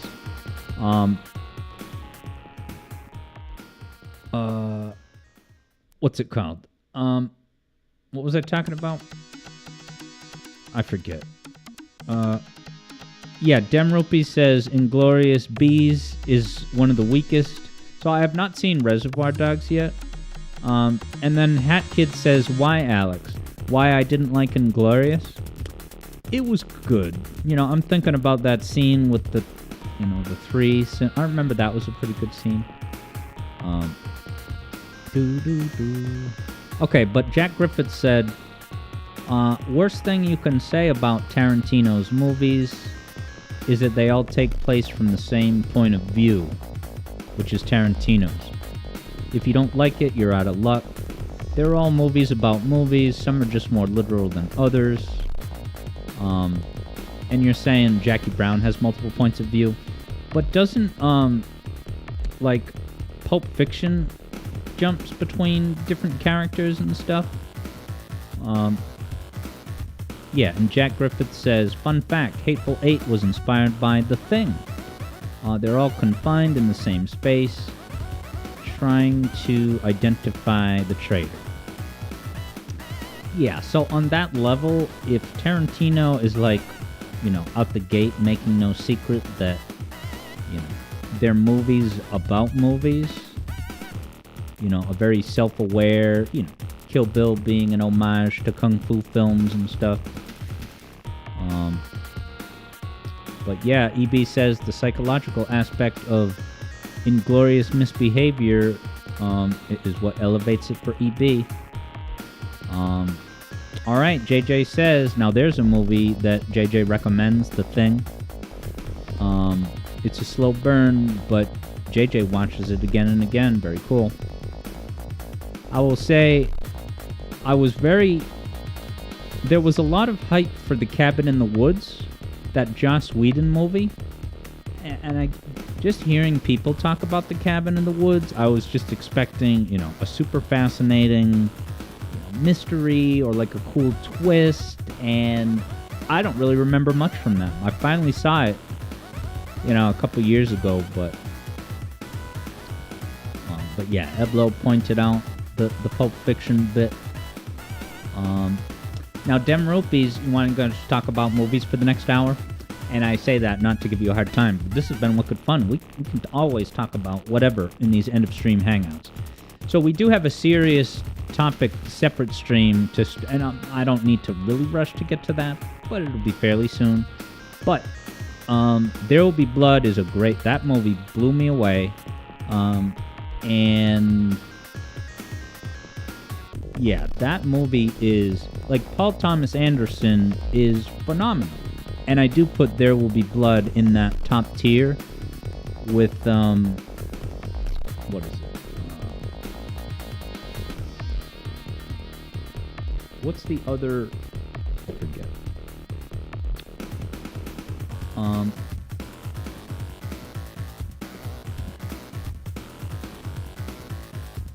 Yeah, Vector says that Cabin in the Woods is a one and done. It has a twist, but there's not much else yet.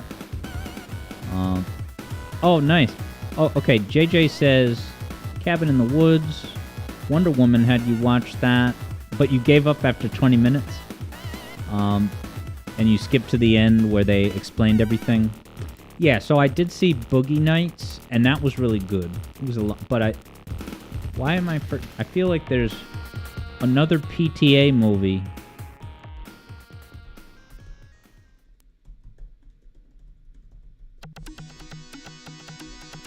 I like The Master and the Phantom Thread.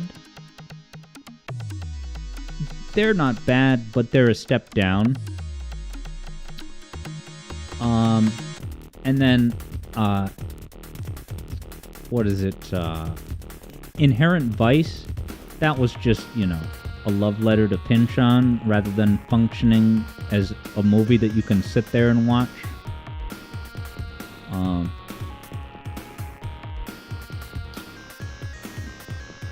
And then Punch Drunk Love is kind of its own thing, but I remember seeing that and liking it and being very taken by, like, whoa, this is like a little bit different.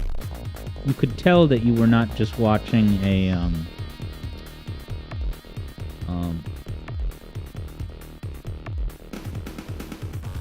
and yeah, so EB, and yeah, and I definitely, sorry, Demrupi, I didn't mean, not that you're saying this, but I didn't mean to say like, oh, we gotta stop. But yeah, so EB says, will the stream stay up? And I'm thinking that yes, it will, because I'm almost wondering if I should, we could talk about this right now. We are going to talk about that serious situation, and I'm wondering if I should, leave it on YouTube so that the search terms are searchable, so that anyone, right? Knowledge is power. The fact that it took so long for all this to come to, a widespread awareness, I kind of want to make some, because if you search the topic we're going to talk about today, if you search on YouTube, you can't find any info on this about the problem surrounding this person. So, this stuff today could be part of that. Vector has thoughts. But yeah, I'm glad you enjoyed the movie talk, Dem Rupees, and everyone else. Eblo is giving everyone caution about From Dusk Till Dawn.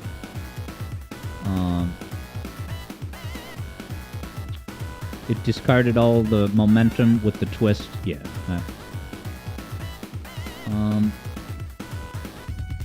Yeah, and Jack Griffith had shouted out Boogie. Yeah, Boogie Nights is great. The Master is good, but I probably wouldn't want to watch it again.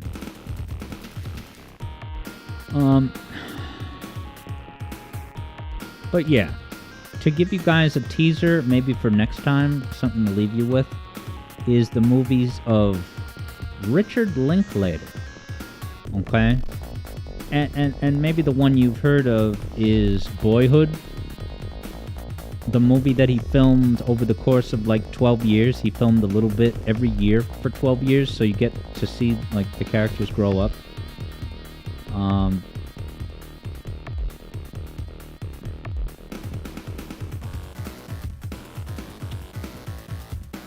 Yeah, I'm looking at the rest of his movies. They're good. Definitely worth seeing. I don't know if I would, become a content creator about Richard Linklater. But, he's good. I've not seen the Before Sunset trilogy.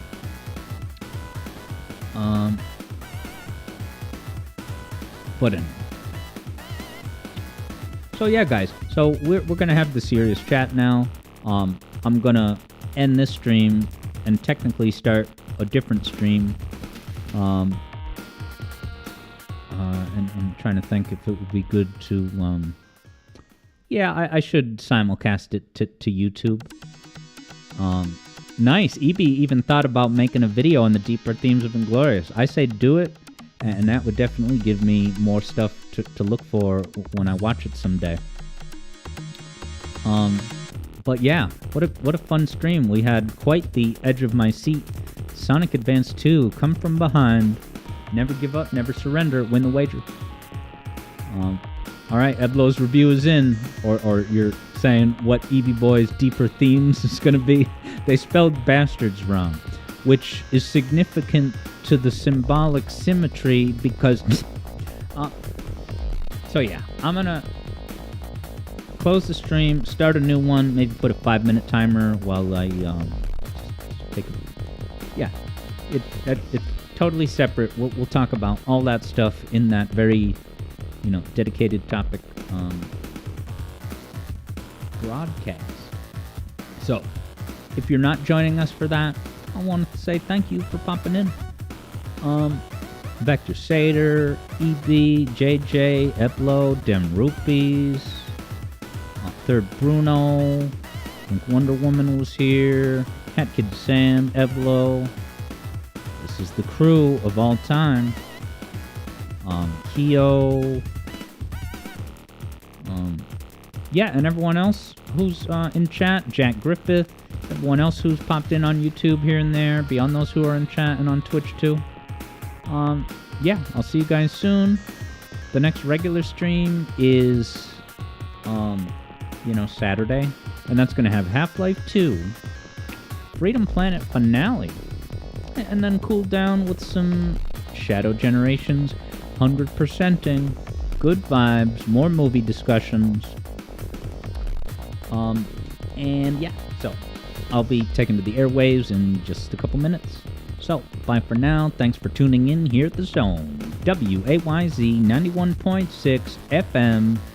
Turn it up. Underground pirate radio, like they say on Jet Set Radio, because you have to fill out a form for official approval to broadcast on a certain frequency. But if you're a jet setter of the radio variety, use a pirate. The good kind. Graffiti is art. However, graffiti as an act of vandalism is a crime. And so is pirate radioing. We're just having fun. See you at the much more serious topic discussion forum to start in a couple minutes. Talk to you soon. But this stream is a good vibes falafel where I can sign off and be happy because we had a great day today. So, bye everybody.